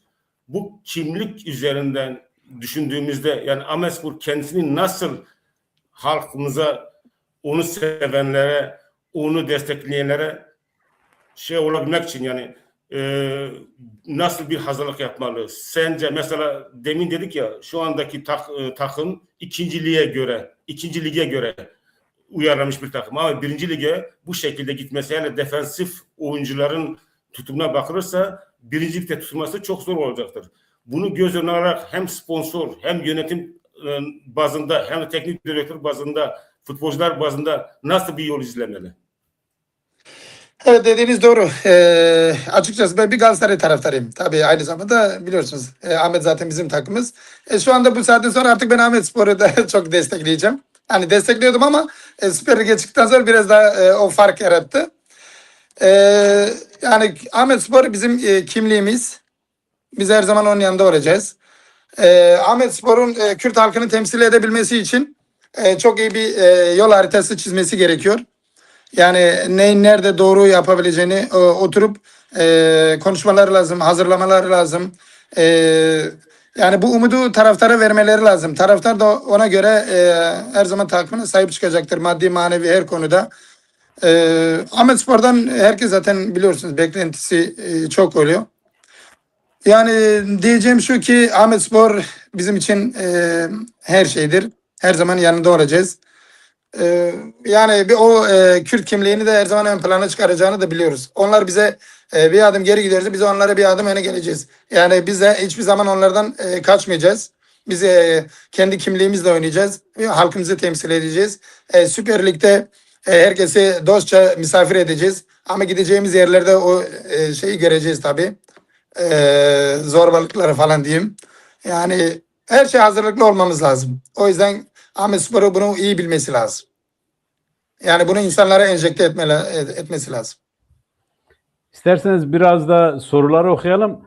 Size bir şey de var, bir mesaj da var. Mesaj şeyden geliyor. Mustafa Aslan. Merhaba RONİ. Haval ben Ufuk Aslan. Kulu Zincirlikuyu'dan Gördoğlu FIFA menajeriyim. Umarım iletişim kurarız. Başarılar demiş. Teşekkür ederim. Olur neden olmasın. Başım gözüm üstüne. Hacı Koyuncu Dayım. Gündü ve yani halkimine. Yani dayı diyorum ben. Dayı diyorsun. O zaman takım Süper Lig için çok zayıf. Maçlarda verilen taktikler amatörce taktikler. Süper Lig için yeniden yapılanması lazım diyor. bir soru daha vardı. Aslında çok bir soruydu. Biz onu atladık ama benim bir sorum var. Şimdi bu altyapı diyoruz ya. Evet. Şimdi bu altyapı herhalde kendiliğinden oluşmuyor. Bu altyapının bir maddi yönü var, bir de manevi yönü var. Yani maalesef Kürt dünyası daha o radaya, o mertebeye ulaşmamış ki böyle takımı canı gönülden desteklesin, ona maddi manevi destek sunsun, onun altyapısını oluştursun. Bu işin ekonomik yönünü siz de orada bir açtınız, bir okul açtınız. Belki Avrupa'da imkanlar çok geniştir, öyle büyük imkanlara gerek duyulmaz ama ülkede, Türkiye'de maalesef öyle değildir. Yani para konuşur. Onun için ne diyorsunuz? Böyle bir altyapı ne kadar sürede oluşur? Ne zaman meyve vermeye başlar? Bir de arkadaşlar sormuş, yani ben de buna katılıyorum. Diyor ki Kürt futbolcu toplasın. Yani bunun için ırkçılık değil, bu böyledir. Eğer sen o bölgedeysen, eğer o yöredeysen, o toplumun içindeysen daha özverili çalışırsın, daha özverili mücadele edersin.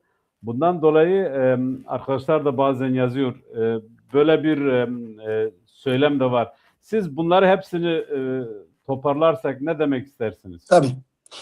Şimdi şöyle söyleyeyim size. İspanya'nın Bask bölgesinde Atletik Bilbao var. Yani aşağı yukarı kurulduğundan bu yana neredeyse kendi bölgesindeki oyuncuları altyapısını alıyor. Yani kolay kolay dışarıdan oyuncu oynatmıyorlar.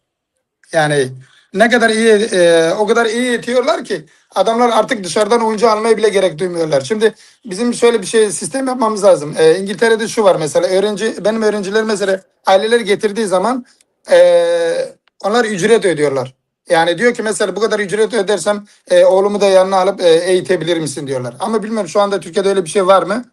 Ondan haberim yok. Biz de bilmiyoruz. Evet, yani o biraz değişik bir şey. Şimdi eğer bizim bölgedeki insanlar çocuklarını getirdiği zaman böyle bir ücret sunumunda bulunurlarsa hem altyapıya bir katkı olmuş olur hem de onların çocuklarını bir şekilde yetiştirmiş olacaklar. Yani zamanla o yetiştirilen çocuklar bir ön plana çıkacaklar. Artık takma çıkacaklar. Yani her iki taraf için de iyi olacak. Ama yani tavsiyem şu ki bizim yani Ahmet olsun, işte Antep olsun, diğer bölgeler olsun, getirdikleri çocuklarına ücret falan öderlerse altyapı için takma destek amaçlı çok mükemmel olur. Yani bu da harika olur. Takımı her zaman ayakta tutar. Yani dediğim gibi dışarıdaki ülkelerin altyapılarına rol model olarak kendilerine yani layık görürlerse, bunu uygularlarsa bence çok büyük bir başarı gelir. Zaten altyapıdan gelecek oyuncular 2-3 sene 4 senede yetişebiliyorlar. O yüzden biraz sabır lazım. Zahire, isterseniz Hamit Atmaz'ın sorusunu oku. Eğer futbolda fair play, saygı ve işbirliği gerektirir diyor. RONİ Hoca bu konuda ne düşünüyor diye soru gelmiş. Fair play futbolun kurallarına uymak demek, hile yapmamak demektir. Hakimlere ve diğer karşı takım oyuncularına saygı göstermek demektir. Verilen kararları kabul etmek demektir. Adil oynamak demektir, değil mi? Evet. Ve karşı takıma hakaretvari yorumlarda, tavırlarda bulunmamak demektir. Bu gerçekten de yani bilinen bir kavramdır futbol dünyasında. Amedspor bunu ne kadar yaşayabildi bilmiyoruz. Bu konuda biraz siz yorum yapın. Sanki çok öyle değil yani. Yani bizim açımızdan fair play olarak biz her zaman ön plandayız zaten. Hani gelen misafir takımlara biz fair play, yani o İngilizlerin dediği gibi, yani İngilizce terimiyle no to racism, yani ırkçılığa hayır şiarıyla biz maçlara çıkıyoruz. Yani biz onu her zaman zaten yani fair play içerisinde maçlara çıkıyoruz. Ama bunu dışarı çıktığımızda bize bunu göstermiyorlar. Onlar fair play davranmıyorlar. Ama biz sürekli aynı yolda devam edelim, aynı çizgide devam edelim. Bu zamanla belki onların da zihniyetini değiştirebilir yani diye düşünüyorum. Ne kadar iyi olursanız karşıdaki de bir zaman sonra artık yani pes eder. Öyle düşünüyorum. Yani o duruma gelecektir. Yani Ahmet açısından bir fair play konusunda bir sıkıntı yok. Yani bunu söyleyebilirim. Yani her zaman dediğim gibi no to rasizm, ırkçılığa hayır şeyle. Artık belki biz daha çok yani kendi tarafımızdan fair play değerlerini şey yapıyorsak da biz unfair bir play'e mağdur kalıyoruz değil mi? evet aynen o şekil. Maalesef karşı taraf öyle düşünmüyor işte. Kürt olduğumuzdan dolayı tabii onların bizim ligde olmamızı istemiyorlar. Şu anda gündemde bir konu var mesela. Kısa bir anekdot söyleyeyim size. Amedspor'un ismini değiştirmek istiyorlar. Siz bugün bunu duydunuz mu mesela? Öyle bir durum söz konusu. Amedspor halkı buna izin vermez tabii. Yani zaten Türkiye Futbol Federasyonu verdiği bir isim var. Spor sportif faaliyetleri diye. Bunu değiştirmeye hakkı da yok. Böyle bir durum da zaten olmayacağını da sanıyorum ama diğer takımlar, Süper Lig takımları biraz zorluyorlar gibime geliyor. Yani Amedspor'un önümüzdeki zamanlarda biraz sıkıntı yaratabileceklerinden korkuyorlar. Halbuki öyle bir şey yok. Biz fair play davranışında her zaman bulunuyoruz. Yani maçlara o şekilde çıkıyoruz. Ama karşı taraf öyle düşünmüyor. İşte gündemde böyle bir durum da var şu anda isim değişikliğine falan. Diyarbakır Spor yapmalarını istiyorlar. Öyle bir şey var, duyum aldım. Yönetim buna izin vermiyor zaten. Eğer siz isim değiştirecekseniz bugün o zaman gidin İstanbul takımlarının isimlerini de yani İstanbul isimleri verebilirsiniz o zaman. Yani Diyarbakır zaten var. O zaman Ahmet'e niye şey yapıyorsunuz böyle müdahale edebiliyorsunuz? Öyle bir hakkınız yok. Yani o yüzden biz her zaman fair play bırakmayacağız. Bu yolda bir çizgide devam edeceğiz. Aji şiroba bukunun, iki yorum okuyun. Yek Cihan Sevika nefsan diye günü bulduk ha. Miş bir nakin diyagna hep benim şarkımı paylaşmıştı. Amedspor için yaptığım şarkı bir iç Anadolu genci olarak. Herhalde Cihan Sevikan herhalde nefes yaptı yani. Benim kalem geçecek, stran geçecek bu Amedspor'e. Sevkan her. Yekci Hacı Altay nefsan diye. Ev cavalette bir zamanlar sahada birlikte mücadele ettiğimiz RONİ ÇOLAK'ı bugün canlı yayında görmek gerçekten gurur verici.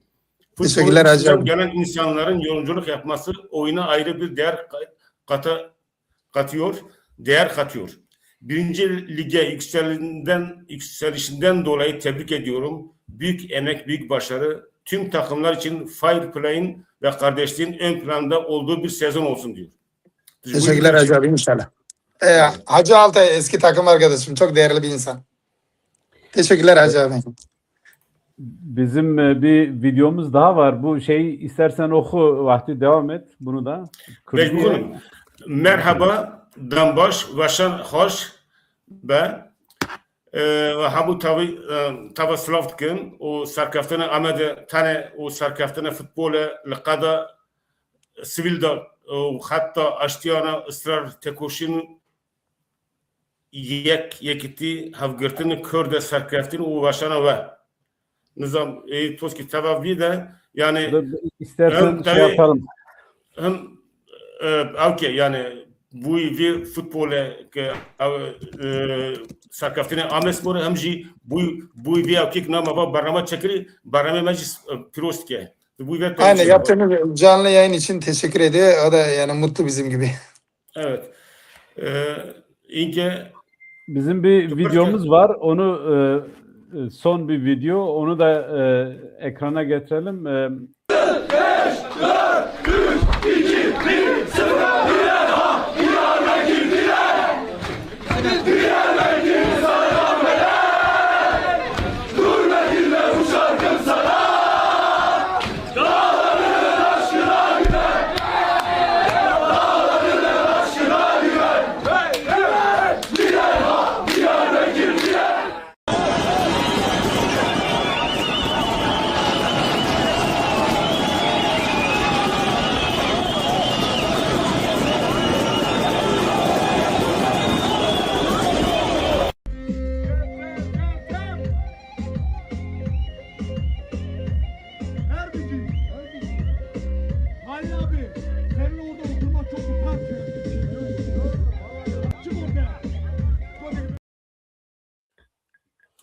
اری ما و ویدیو جی سیر کر ویدیو ما پاشو و کنت بینن ج توای کردستانه ج آمده و ج Yunak Nafça Konya yani gördüğünüz gibi Kürdistan 4 parçasından Konya'nın Yunak ilçesinden şey vardı, kutlamalar vardı.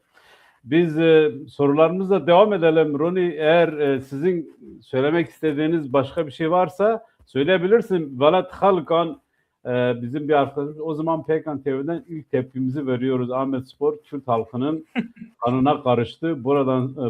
Buradan sonra silmeleri çok zor. En önde Kürt halkının tepkisiyle savaşacaklardır. Bugün Amedspor, yarın da Amedspor diyor. Engin Demirel, Pekan, sizden bir ricamız var. Yazın Temmuz ayında Amedspor'a story arabasını Yeniceoba Meydanı'na getirecek çalışmalar başlayın. Avrupa'dan gelen halkımız takıma destek için forma alsınlar. Bu da bizim faydamız olsun. Ne diyorsunuz? Vallahi yani niye olmasın, düşünelim. Arkadaşlarla konuşup tartışalım. Eğer mümkünse olabilir yani. Engin, o zaman seninle Yenicova'da karşılaşırız. Botan Doğan, RONİ Haval halkımıza yardım etmeli. Çok zengin iş adamlarımız var. Herkes yardım etmeli diyor.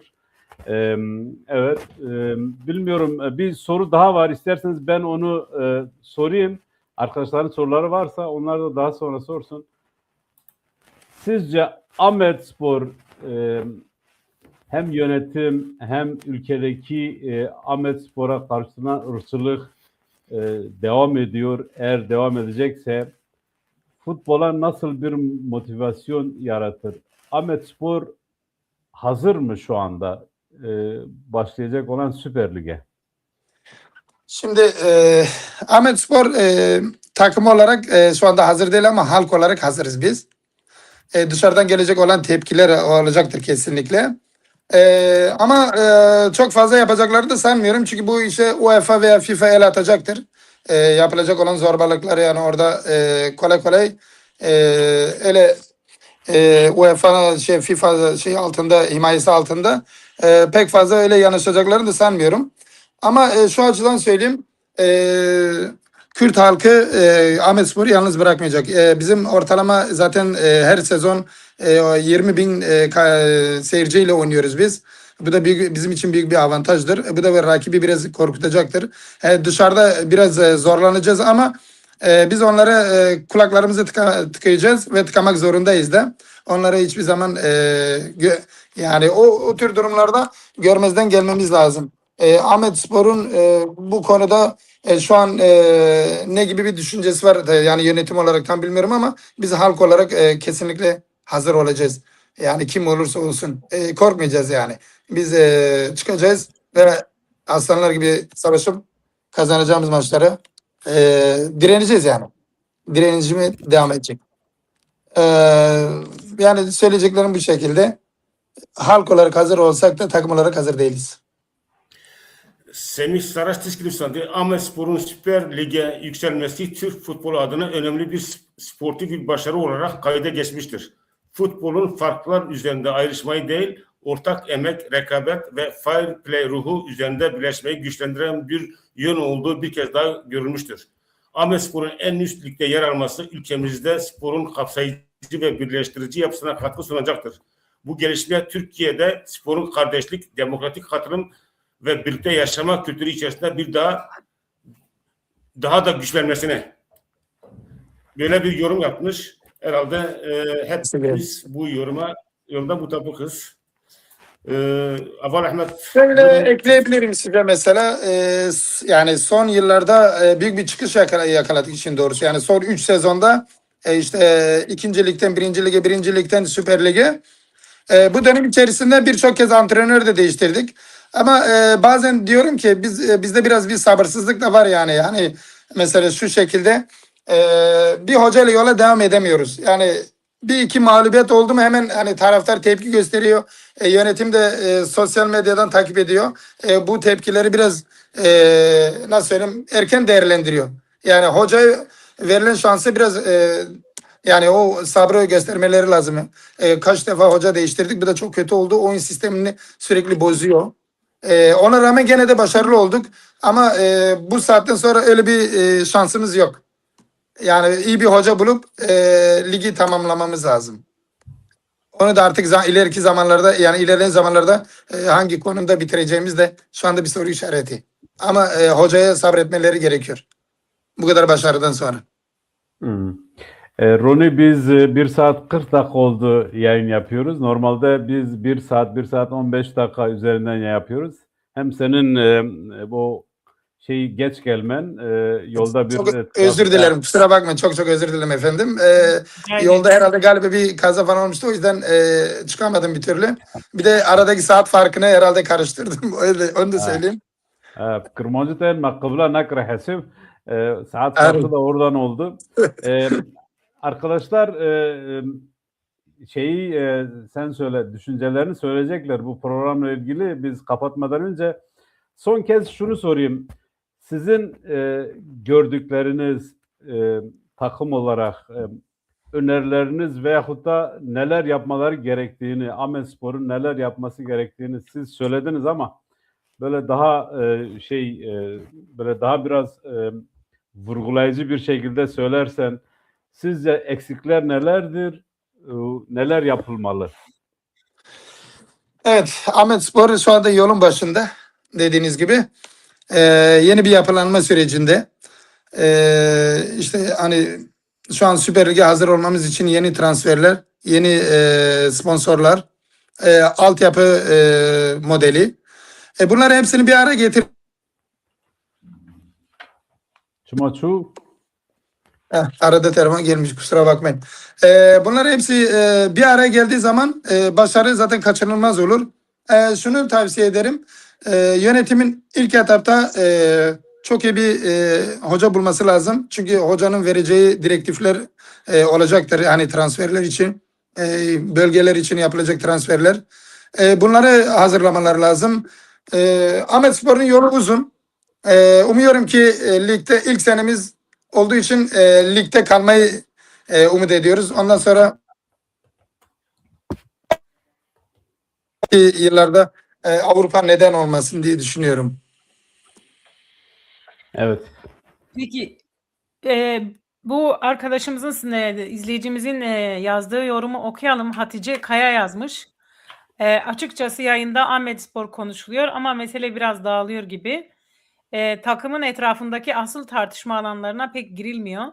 Daha çok yüzeyde kalınıyor hissi oluşuyor. Biraz daha odaklı ve derinlikli gitmek mümkün değil mi? Özellikle kulübün temsil ettiği anlamlar ve yaşadığı süreçler bence daha fazla konuşulmayı hak ediyor. Ben isterseniz cevap vereyim Zahire. Şimdi tabii, buyurun. Hatice Kaya teşekkür ederiz. Biz yayın başında söylemiştik. Hem Kürtçe hem Türkçe söylemiştik. Biraz da yani biz böyle bir plan yapmıştık. Biz bu programda sadece futbolu konuşacağız ve Amedspor'un başarısı halkımızın gösterdiği coşku ve bu coşkuyu biraz irdelemek ve onu konuşmaktı. Programda söyledik. Biz diğer konuları, daha derinlikli konuları, yaşanan sorunları, Ahmet'in şimdiye kadar yaşadığı sorunları başka bir program yaparak, hatta siyaseti de başka bir program yaparak konuşacağımızı söylemiştik.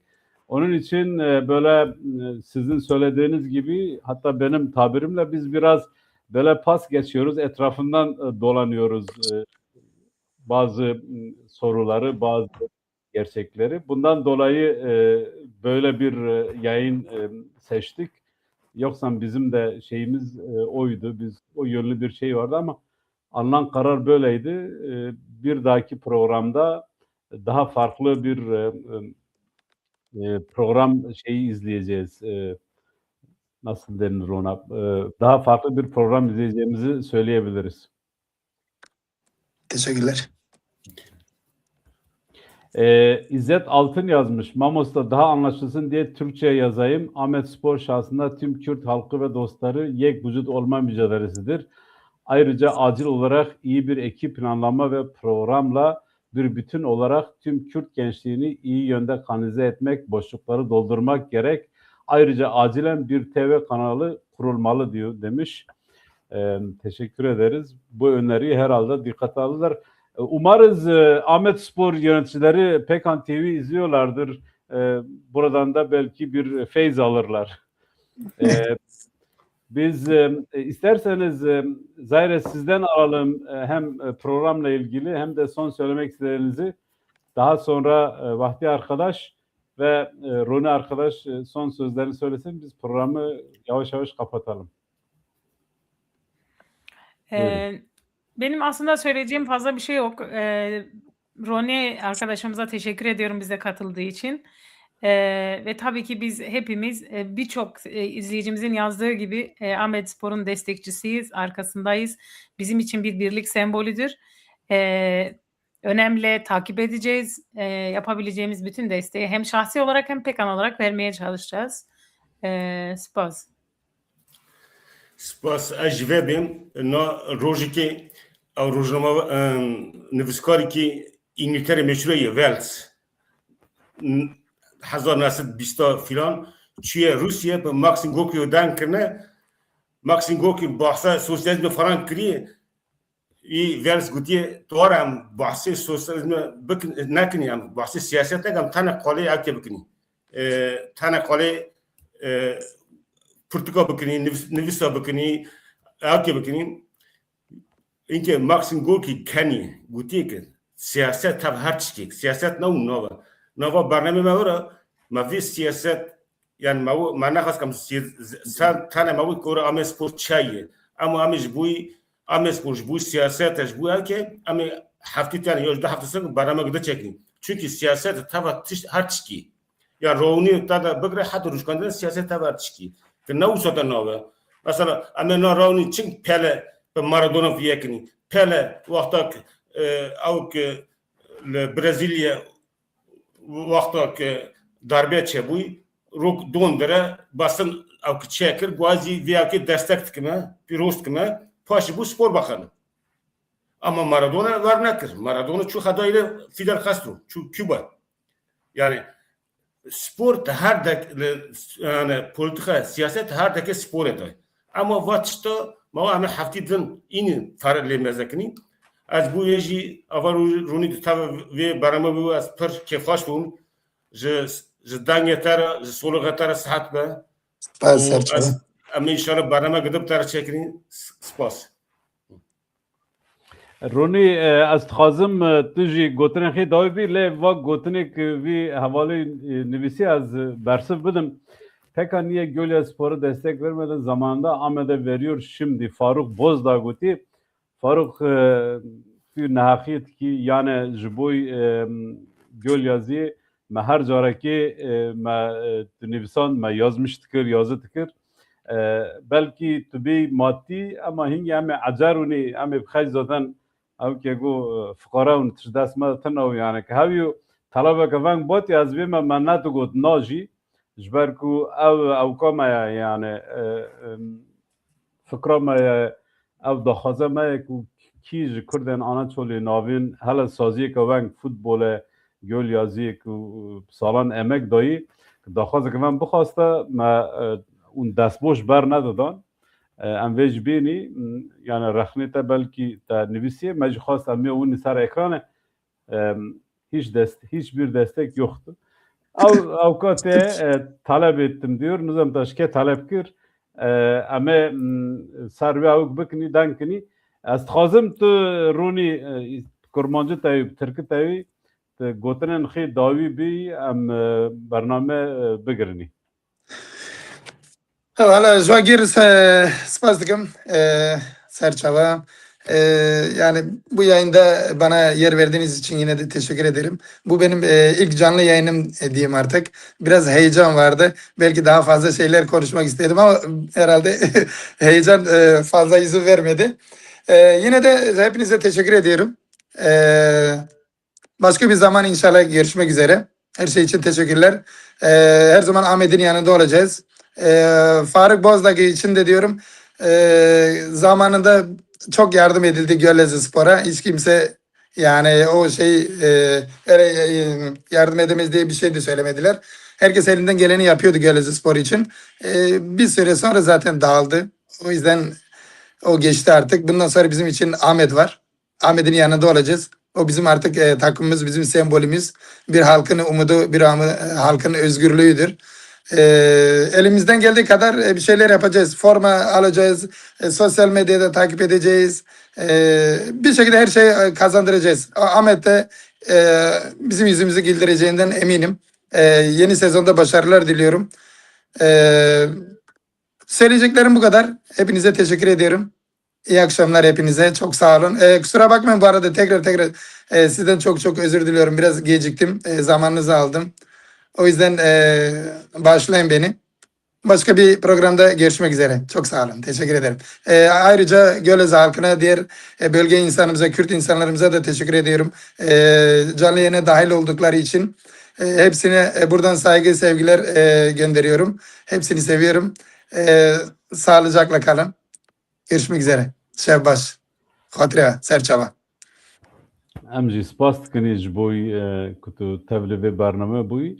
Em hatin daviyê bername Faruk Dayê ben sizden talep ettim. Vallahi ne bira min ama yani ez jî teyê me vek pekan em kesir nayênî na niha derbas bû na vek ew ke RONİ jî gotî ew gölya zêde nema gölya spor nema ama kun takımak xêt çekin vê care söz em me yardım kinî.